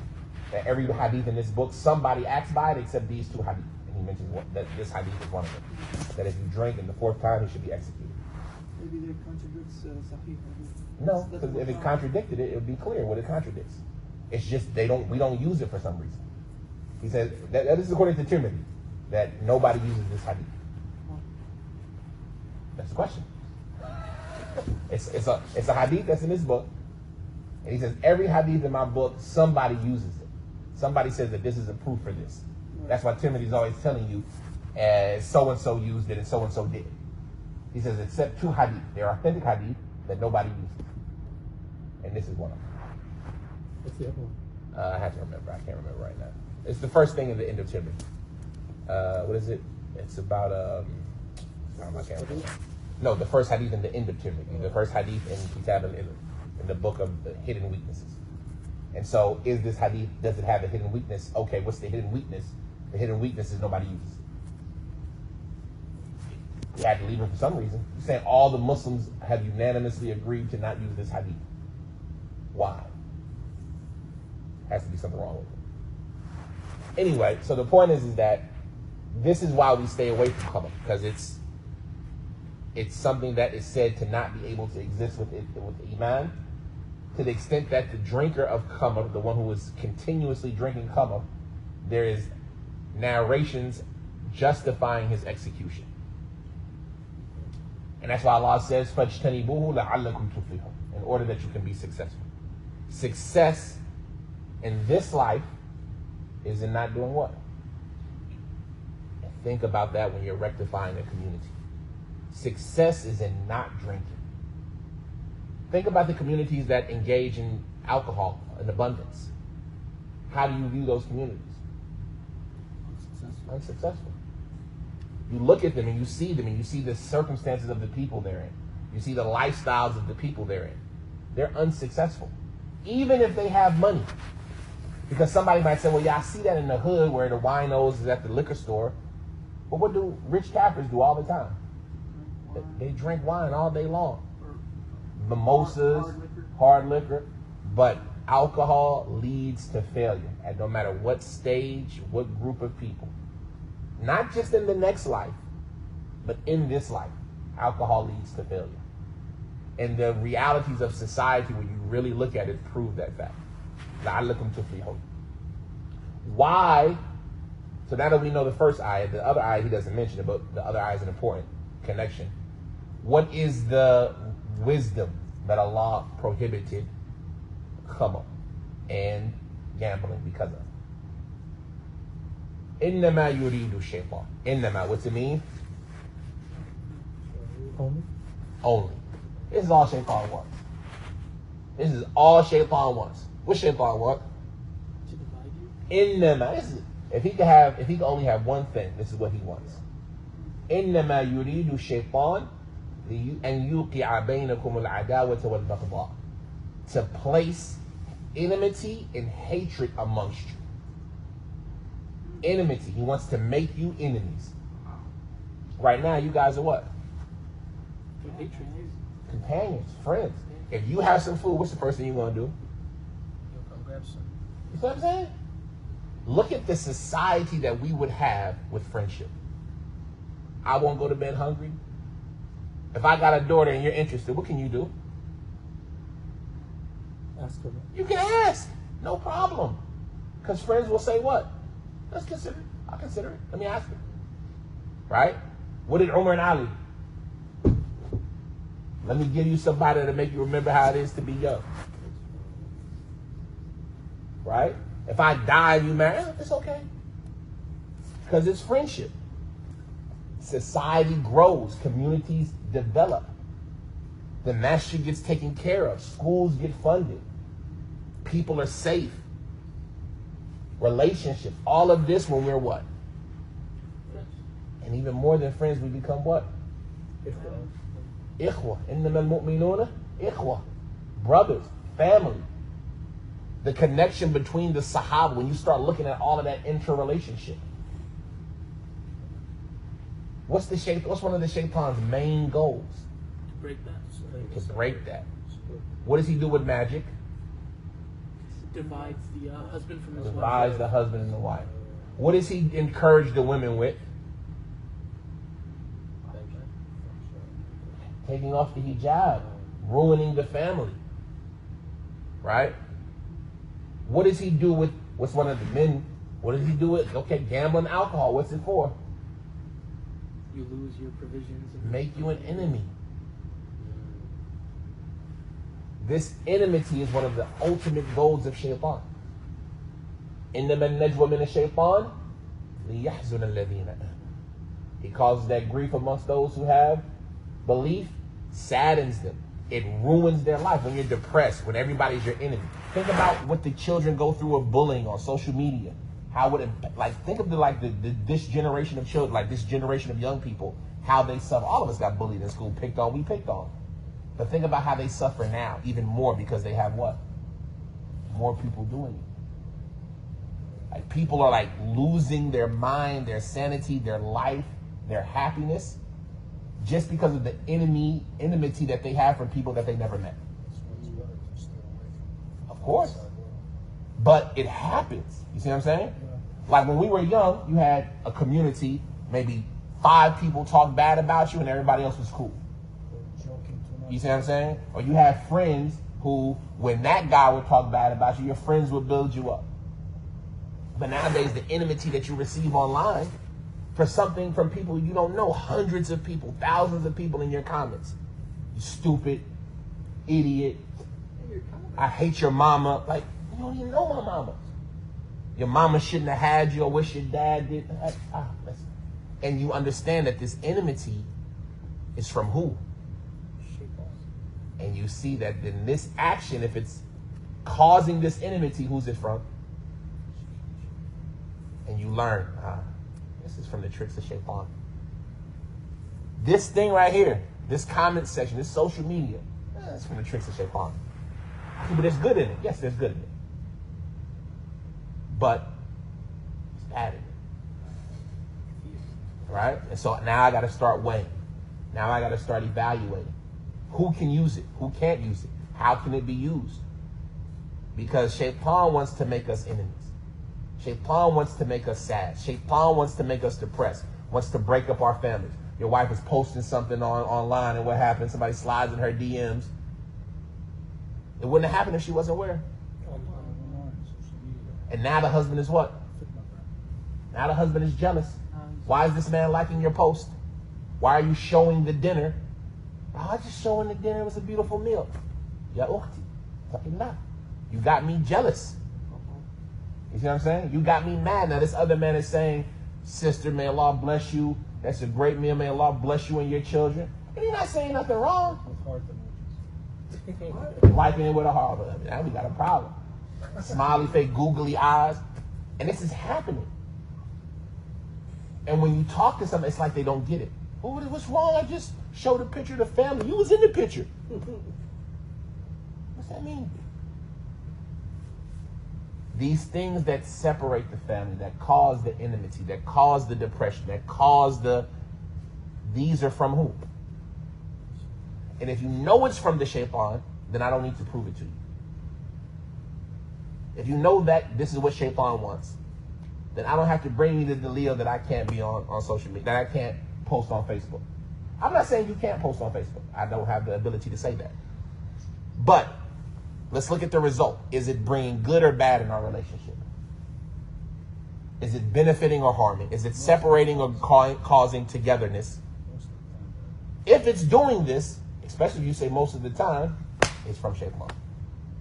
And I understand that because, how do I know it's from Shaitan? إِنَّمَا يُرِيدُ الشَّيْطَانُ أَنْ يُوقِعَ بَيْنَكُمُ الْعَدَاوَةَ وَالْبَغْضَاءَ. An enmity, anger. Not just enmity, but anger, hatred. Right? Bil khamri wal maisir. No. Not bil khamri wal maisir. Fil khamri wal maisir. This is what I was talking about earlier. I said it changes the way you think about it.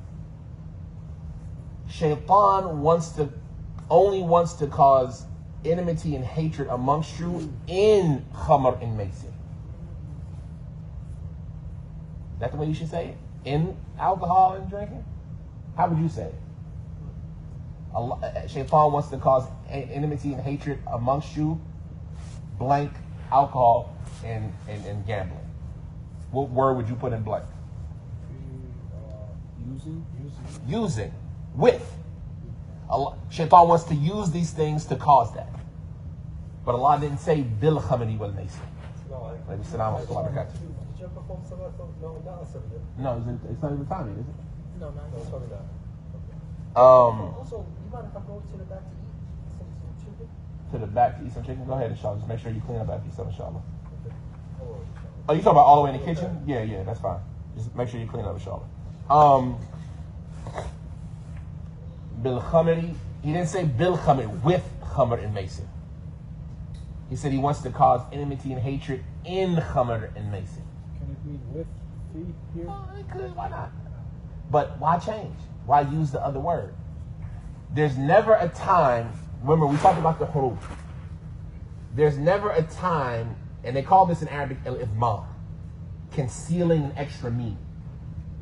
There's never a time when we alternate or we alter from one huruf to another, except that there's a meaning there embedded. right? You see what I'm saying? Like there's a meaning there embedded. So what's the meaning? Why did Allah say in Khamr and Maisir and not with Khamr and Maisir? Is it the same idea with social media? In the sense that it's not necessarily Khamr that is the main thing. It's more about there is benefit with Khamr, like entertainment and how you can do with your community, but with Khamr you can use it. There's the negatives of it as well. But he said in Khamr and Maisir. I got at the end I pieced together what you were trying to say, and it's kind of close, but it's still off in my opinion. Like why say in and not with? From when you're consumed by it, or when you consume it, or enter into Elements it. that makes you intoxicated. Elements that it's not about it's about the in versus the with. What's the difference between in and with? With is to use. With is to use. With is to use. In is a property of. In is a property of. Could it go back to religious? It's about the prohibition. Khamr and Maisir is enmity and hatred. Remember what your definition was about rijsun? It's the cause that makes you have hatred. Khamr and Maisir, Shaitan wants to use these. It is something that causes enmity and hatred. It is it. As opposed to saying with it, meaning it can be used like this, it can be used like that.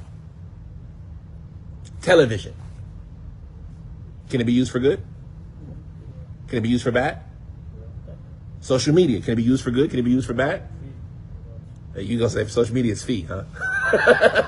That could be with. Alcohol. Can it be used for good? It is it.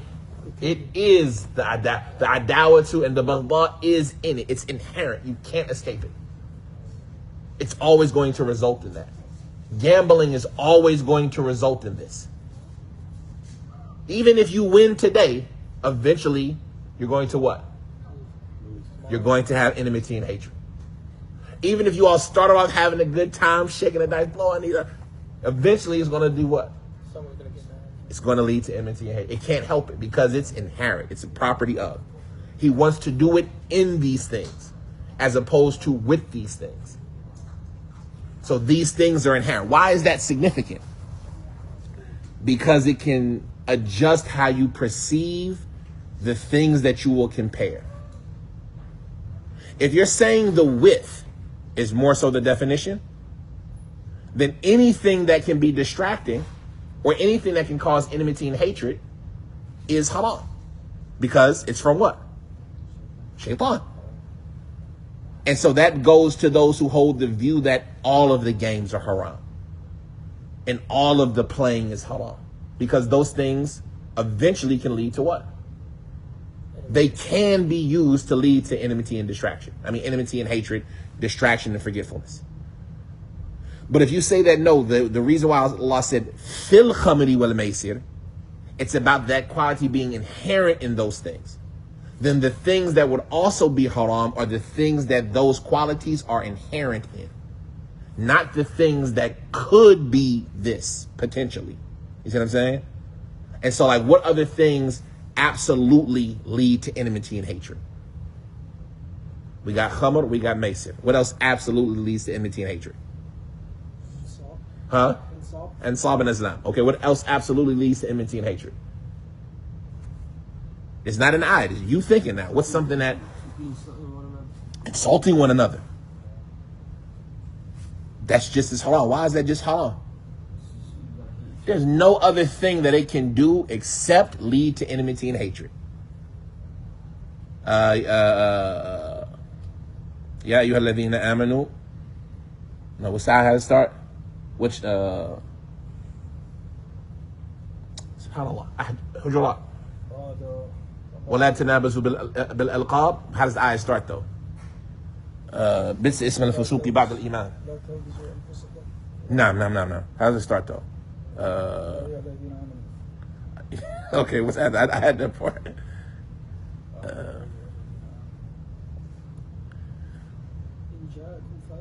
No, it's not that part. Okay, no. يا أيها الذين آمنوا لا يسخر قوم من قوم. يا أيها الذين آمنوا لا يسخر قوم من قوم عسى أن يكونوا خيرا منهم ولا نساء من نساء عسى أن يكن خيرا منهن ولا تلمزوا أنفسكم ولا تنابزوا بالألقاب بئس اسم الفسوق بعد الإيمان ومن لم يتب فأولئك هم الظالمون. Right? Oh, you have iman. No group of people should make fun of another group of people. Maybe the other group of people is better than them. Nor any group of women should make fun of another group of women, singling them out, even though they're part of the people, because this is something common that they do.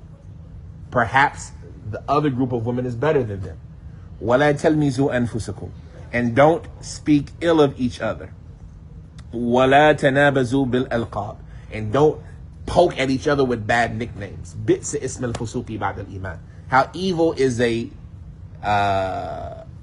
wicked name after somebody has had faith. So we see that this is something that it's always going to lead to that. So this action would be haram because it's adawatu wal baghdha is in it. It can't be separated from it. Even though we can play and sometimes we having fun with your dumb, right? Oh, smelly, right? And we having fun playing around. What's it eventually going to lead to? For sure, it's going to lead to adawatu wal baghdha. It can't help it. It's necessary. You see what I'm saying? As opposed to TV, is it necessary that it leads to something halal? No. I could have the Quran channel on. Like you go to some Mashayikh's house. That's you can argue is that a TV or not. But like I'm talking about like watching him. You go to some Mashayikh's house, just the Tawaf channel is on all day long. Right? They just got the Tawaf channel on all day long. Right? Is that halal? But TV distracts from the remembrance of Allah. It's not inherent in it. You see what I'm saying? It's not inherent in it. Social media. I don't like it. But how many mashayikh use it? All of them. Nowadays, all the mashayikh use it. Is it by nature inherent? Is evil in it? Or is evil with it? So then by itself, it's not halal. Now, how you use it can make it halal. As opposed to khamr, the evil is where? It's in it. It's inseparable. Mason, the evil is where? In it. And so this would support the view that says playing the games isn't haram by default. Isn't haram by default. No, we're talking about the meaning of mace here now. Is playing chess inherently evil or can be used for evil? Is playing pool, is playing soccer inherently evil or can become evil? So then it's not, that's the difference between, so the mace here would be the gambling. Because if I play soccer for exercise a little bit of the day, and it doesn't distract me from salah and the remembrance of Allah, and I don't get mad at my brother, we're not making teams against each other, we're just kicking the ball around, having fun, we might not even be keeping score, we're just shooting the ball. You see what I'm saying? Just to work out and have energy. We go work out together, we go run track together, we race, we do all of those things. Is racing haram? So what difference is racing from racing with a ball at our feet that we're kicking around? It's not inherently evil. You see what I'm saying? Now we can do things to make it haram, but it itself is not al-adawatu wal-baghdha fihi. You see what I'm saying? And so that can change your position. And that to me was one of the things that like this ayah was really intricate in the way it said, إنما يريد الشيطان أن يوقع بينكم العداوة والبغضاء في الخمر والميسر. And so that makes a difference. You see what I'm saying? Those type of things would make a difference. When we talk about these games, one of the things we didn't talk about earlier is the argument that some people make to say it's permissible when they talk about chess and things like this. What's the argument they make to say it's permissible? Skill. It teaches you strategy and it teaches you skill and how to like exercise your mind. And scholars disagree about that. Some scholars say that's true and other scholars say it's false. Because chess doesn't really teach you how to fight well. It doesn't really teach you battle. It doesn't teach you how to engage your enemy. Instead, it teaches you a bunch of useless techniques. In battle, can I only walk in an L shape? Can I only walk diagonally? Right? Is the queen stronger than the king? The king is the weakest member of the chessboard, besides the pawn. She is if she's controlling. لا يفلح قوم أمهم امرأة.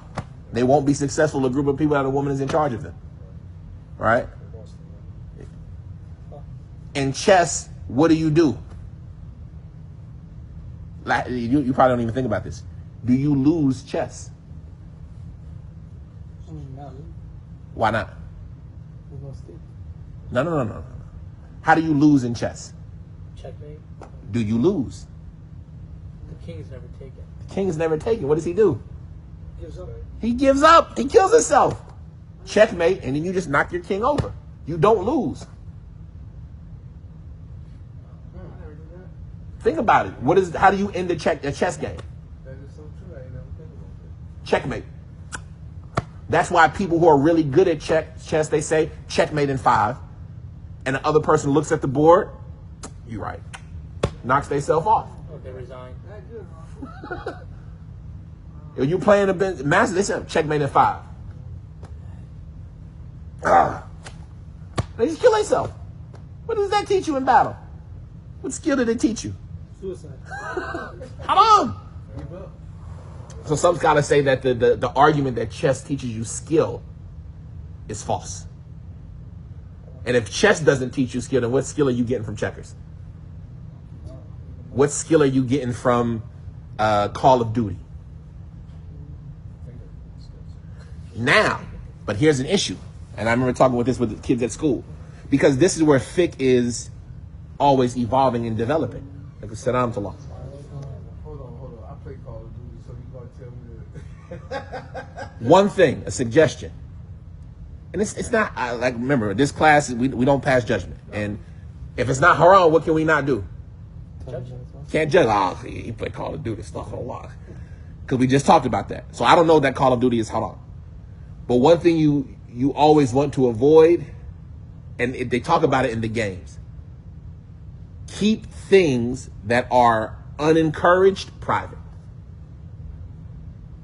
How many of y'all watched the soccer, the World Cup? If you do, you ain't got to tell nobody. Keep that private.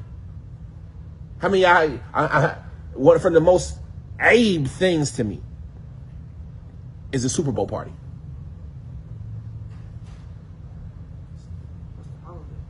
And you hear like Muslims talking about what we're going to do for the Super Bowl. Okay, but that's the Super Bowl. Nobody does that. What about that fight? What about that fight? Y'all coming over to see the fight? Yeah, come in. We're gonna watch the fight, order some pizza, some wings, watch the fight. Huh? Well, what's his name? Mikolovich? What's his name? Islamovich? Habibovich. That's what I always say, right? Habibovich. Ain't that somebody? That's what I always say. Habibovich. I just always say Habibovich. It just seems like somebody's name. So the point of it is that if you watch it, first of all, am I saying it's halal?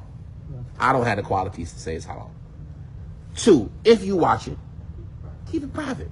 Don't put out a flyer for the annual Habibovich bash. You know, he's fighting Khan this year. It's going to be amazing. UFC 29. Like, keep it private. Why? Even if it's not halal, why keep it private? Because there's things attached to make it halal still. Even if it's not halal. Let's say it's 100% halal. Why keep it private? It's not something. Because it's not praiseworthy. It's something that it reduces the way you're seen. Like they talk about it like playing games makes you look like a fool. Video games?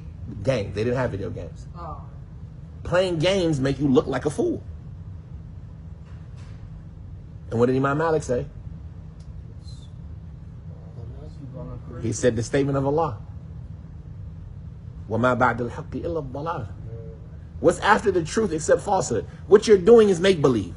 You're looking like a 7-year-old playing a game with a... Imagine me right now walking around and messing with a make-believe horsey.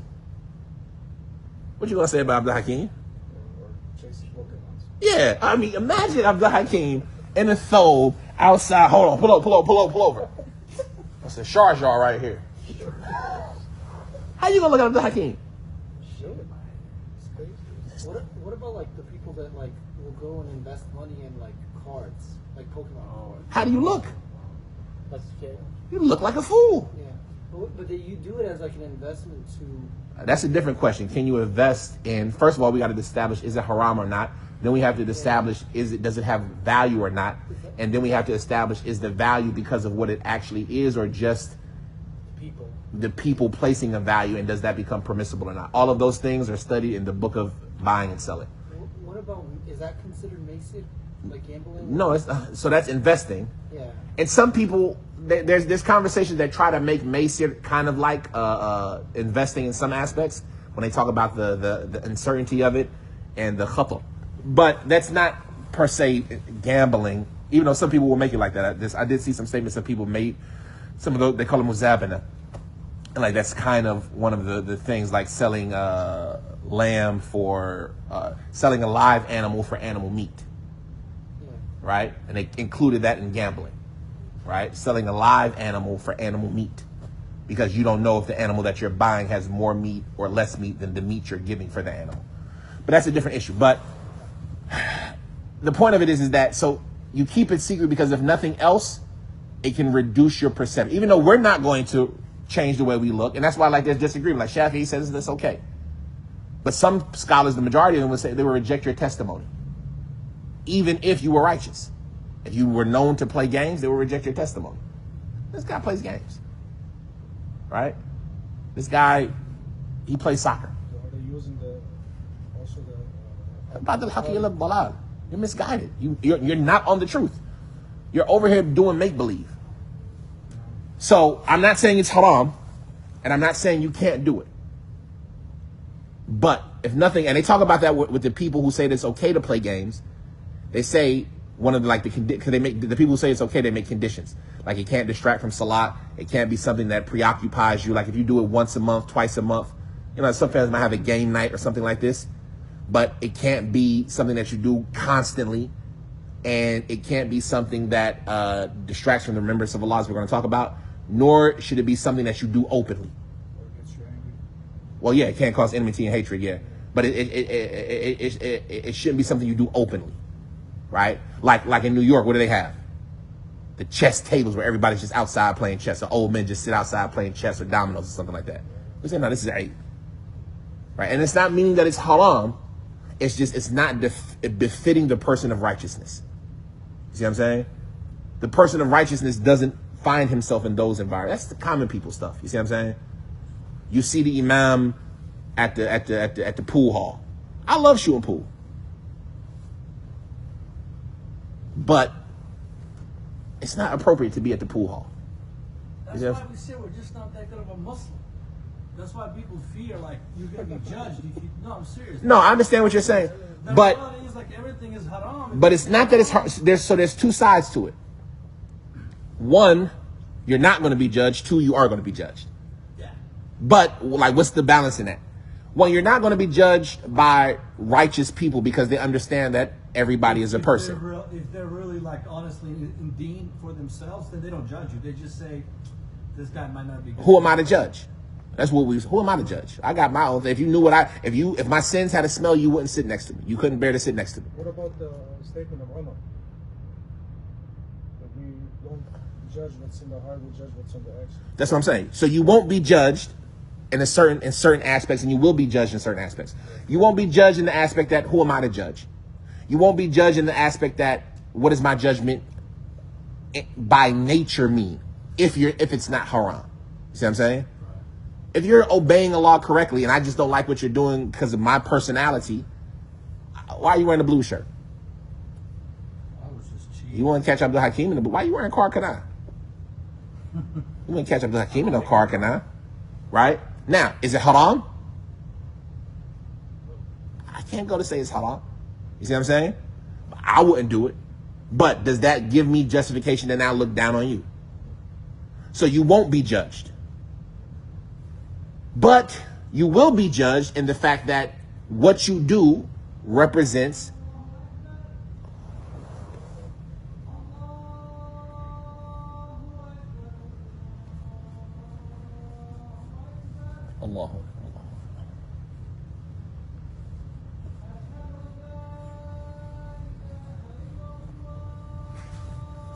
أشهد أن لا إله إلا الله.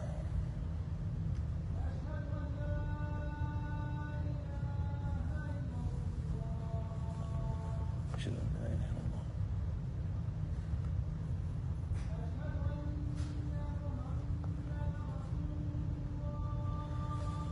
أشهد أن محمد رسول الله.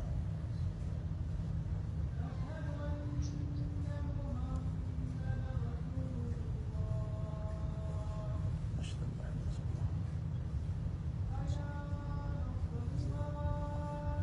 حي على الصلاة. Much better. حي على الفلاح. Much better.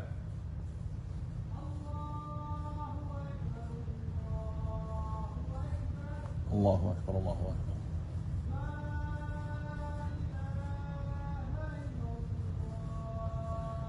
لا إله إلا الله وحده لا شريك له له الملك وله الحمد وهو على كل شيء قدير.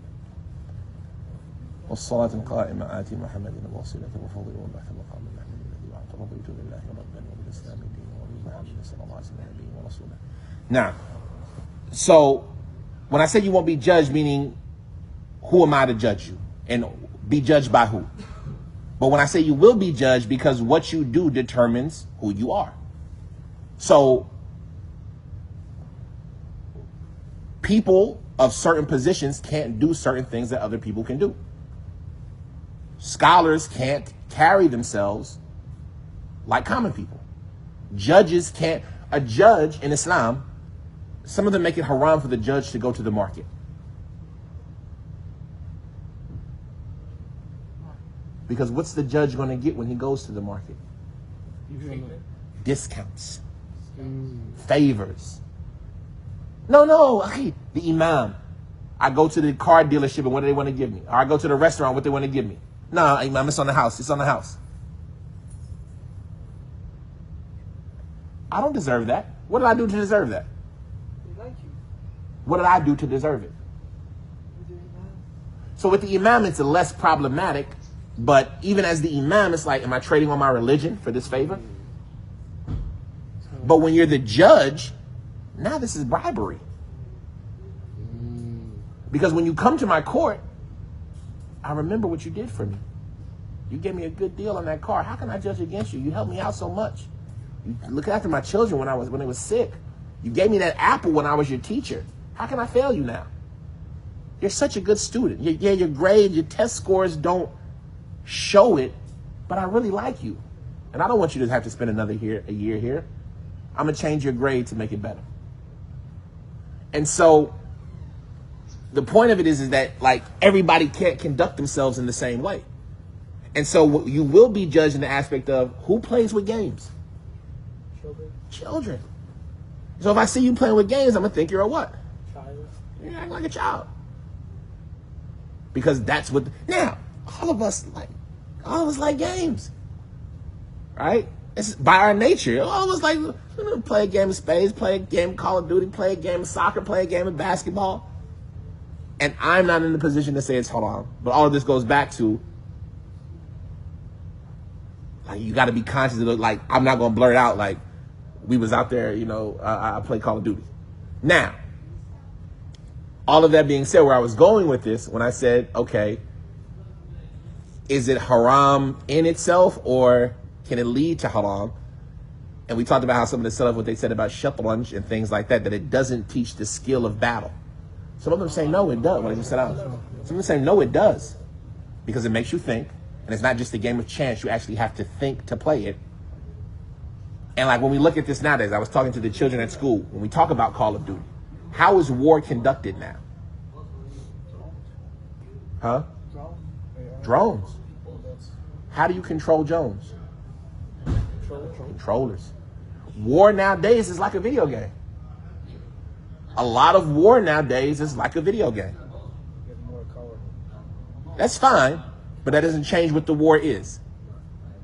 And if the war nowadays is video games, playing video games does what?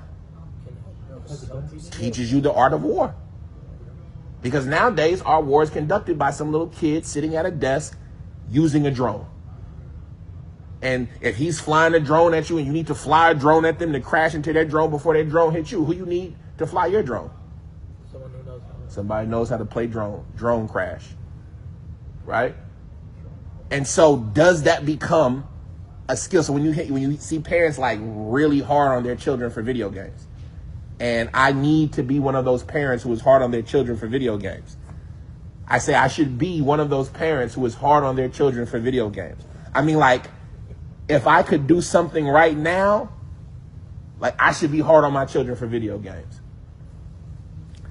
All of that being said, should I be hard on my children for video games? Right? It depends on what they're playing. It depends on what they're doing. And is this something that the way that the world works now? Like, if they're learning a game about programming, what's the world nowadays? Computer programming. And I don't know if you ever tried to do something with this new technology, but as you get older, you get outdated.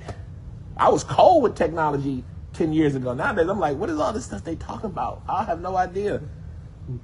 Abdullah, what is this, right? I'm an old person now, just like your parents are old and they need your help setting the TV and the remote, right? You're going to be that way because you're not keeping up with the technology the way life is. And so even though the child is playing with video games, is it inherently evil? Or is it that it can be used for evil? And if it can be used for evil, it doesn't mean you have to make technology haram. Like, you see a lot of parents, they don't let their children have phones. Their kids have phones. And you say, why? What's the reason? You can use the phone for a lot of haram. Facebook and YouTube just got sued, just got found liable for being addictive. Facebook and Instagram. No, it was YouTube. I thought it was YouTube. It might have been Instagram too. Instagram because all the teenagers are on it. I'm saying this is a case that they just got found liable. Facebook and Instagram owned by the same company.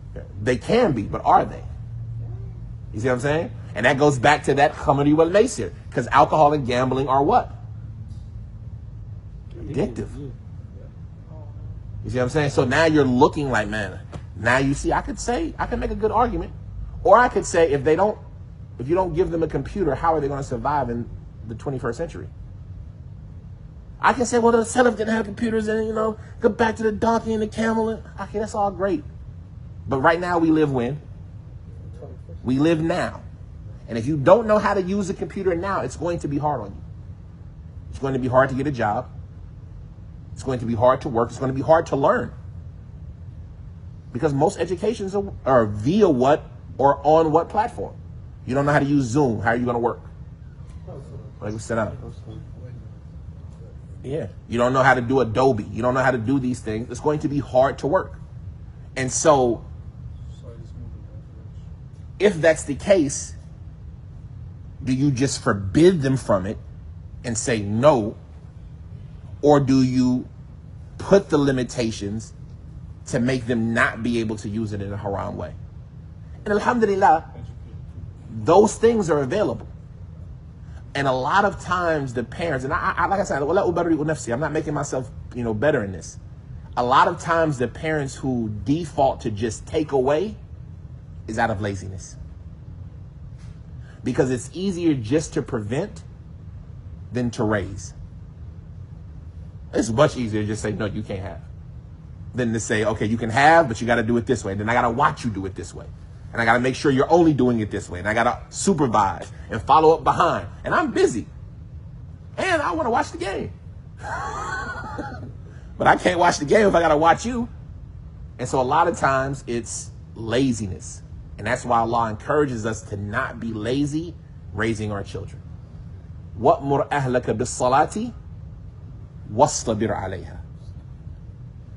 Show and force yourself, command your family to pray and force yourself to be patient in doing so. They also get lazy by giving them that. So it's a laziness, and then they get lazy taking it away. There's laziness that they gave it to them and laziness that they take it away. Right? Yeah, it's laziness that they give. I'm busy. I don't have time to play with you, to have fun with you, to hang out with you, to teach you anything, to go shoot, to go fishing, to go hiking. I don't have time for that. Just play this game. Then they get addicted to it. And then 5 years later, it's like, give me that game. You play this game too much. Right? It's laziness that gave it to them. and laziness that took it away. So we ask Allah to make us better parents. Anyway, so when we're looking at it, fil khamri wal maisir, the adawat and the baghdha is in it. And so that's altering how we look at things. You see what I'm saying? And you can make an argument that the adawat and the baghdha is in Facebook. It's in social media. Or you can make the argument that it's with those things. وَيَصُدُّ عَنْ ذِكْرِ اللَّهِ. Another thing that the khamr and the maisir do is that it bars from the remembrance of Allah. This is the wisdom behind its prohibition. So I'm looking at things that bar from the remembrance of Allah. If they stop you from remembering Allah, what are they? What's something that in it, that it itself makes you forget Allah? A distraction, like that preoccupied. We got those two. We got those. I'm saying this is us using the information to, you said it already. Music. It has no choice but to make you forget Allah. What if it has people It's going to make you forget Allah. singing about it? It's still going to make you forget Allah. Because music has two main roles. Riling up or making sad. What about making money? It's making sad, bringing down. Either bringing up or bringing down. Those are the roles that music has. If you're sad and you want to be brought up, what do? You put on a music. You put on a happy song. If you're sleepy, what do? You want to wake up. You put on some music. If you're happy and then the song plays that reminds you of your mother when she passed, what do you become? Right? It doesn't educate. It doesn't teach. You don't even pay attention to the words anymore. It's about the beat. It's about the rhythm. It's about the music. How many songs, and like people who are in the music industry would tell you this. It's never, like as rappers, people used to be rappers and things like that. We all, this is lyrics. You got to have the dope lyrics. You got to have bars. Nobody cares. Because all they ever hear, who was the most popular musician that you can think of? Michael Jackson. Michael Jackson. What do you care about from Michael Jackson? Tell me the lyrics. It doesn't, the lyrics don't hit. When you think, I mean, he says some things. It's the dance movie makes that people like. But when you hear doom, doom, doom, you be like, oh man, that was the jam right there. Because that music influences you. For 40 days and for 40 nights, she was on the scene. What is he talking about? That don't mean nothing. Well, you hear doom, doom. You be like, It's right before the game. and so even if the music is talking about Allah or talking about the Prophet, it's still music and it's still going to cause you to forget Allah. So if something inherently causes you to forget Allah, it's from the shaitan. And thus halal. And when you know that, bring me, do I have to prove music is halal? Okay, it's from shaitan. Here's the main thing is, are you going to be punished for listening to it? Yes, because it's a sin. I don't know if you'll be punished for it, but you deserve to be punished for it. It's a sin. It's a sin. So you deserve to be punished for it. I don't know. I don't know of any proof to make it a major sin. You could say that this Mazamir is from the Quran of Shaitan, but I don't know that to be a hadith. It might just be a statement of the Salaf. But if it's true that it's from the Quran of the Shaitan, then that would lean it to being a major sin, but Allah knows best. وَعِنَ الصَّلَاةِ.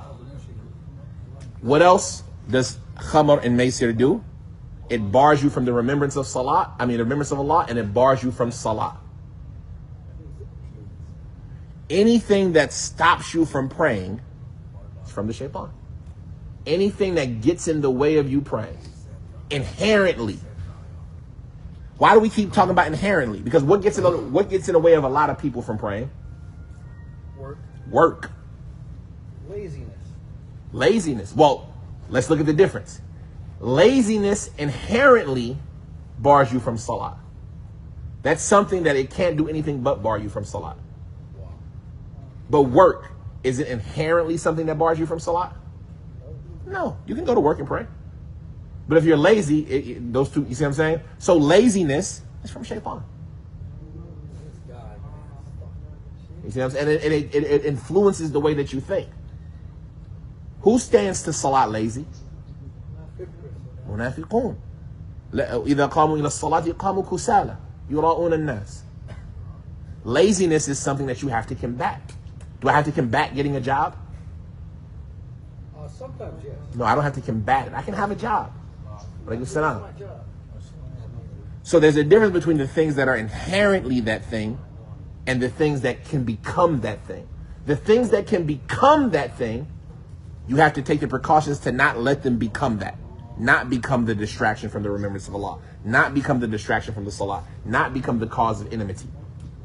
But the things that are inherently those things, you have to stay away from them in totality.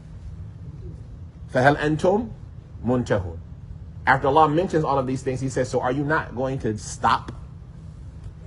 And as we said, this is the evidence that the prohibition of alcohol and gambling and sab and Islam from the statement of Allah, are you not going to stop? And this question isn't a question of are you or aren't you?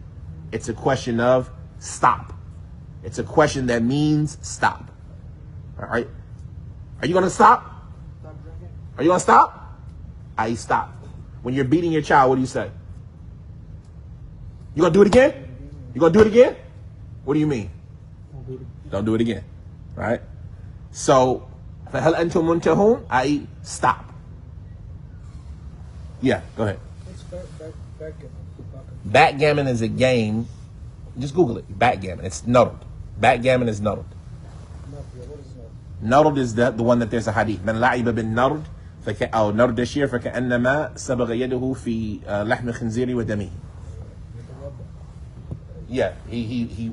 So they say that whoever plays noddled, then it's as if he's soiled his hand in pig blood and flesh, or pig flesh and blood, i.e. from preparing it to get ready to eat.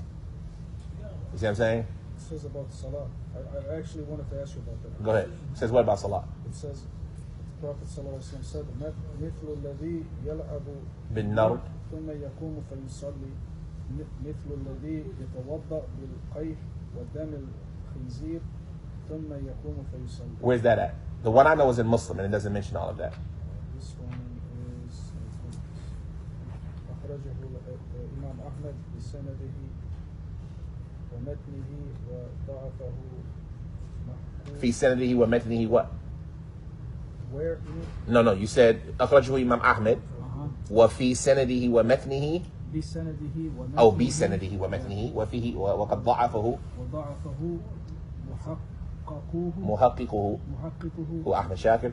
لجهالة موسى ابن عبد Yes. الرحمن I didn't know of any other narration that mentioned and then goes to pray.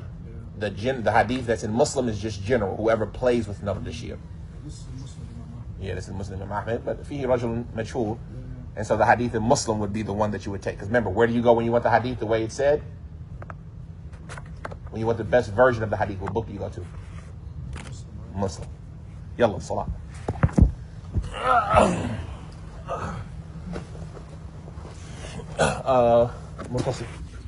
Stop this one and then send it to me inshallah after salah.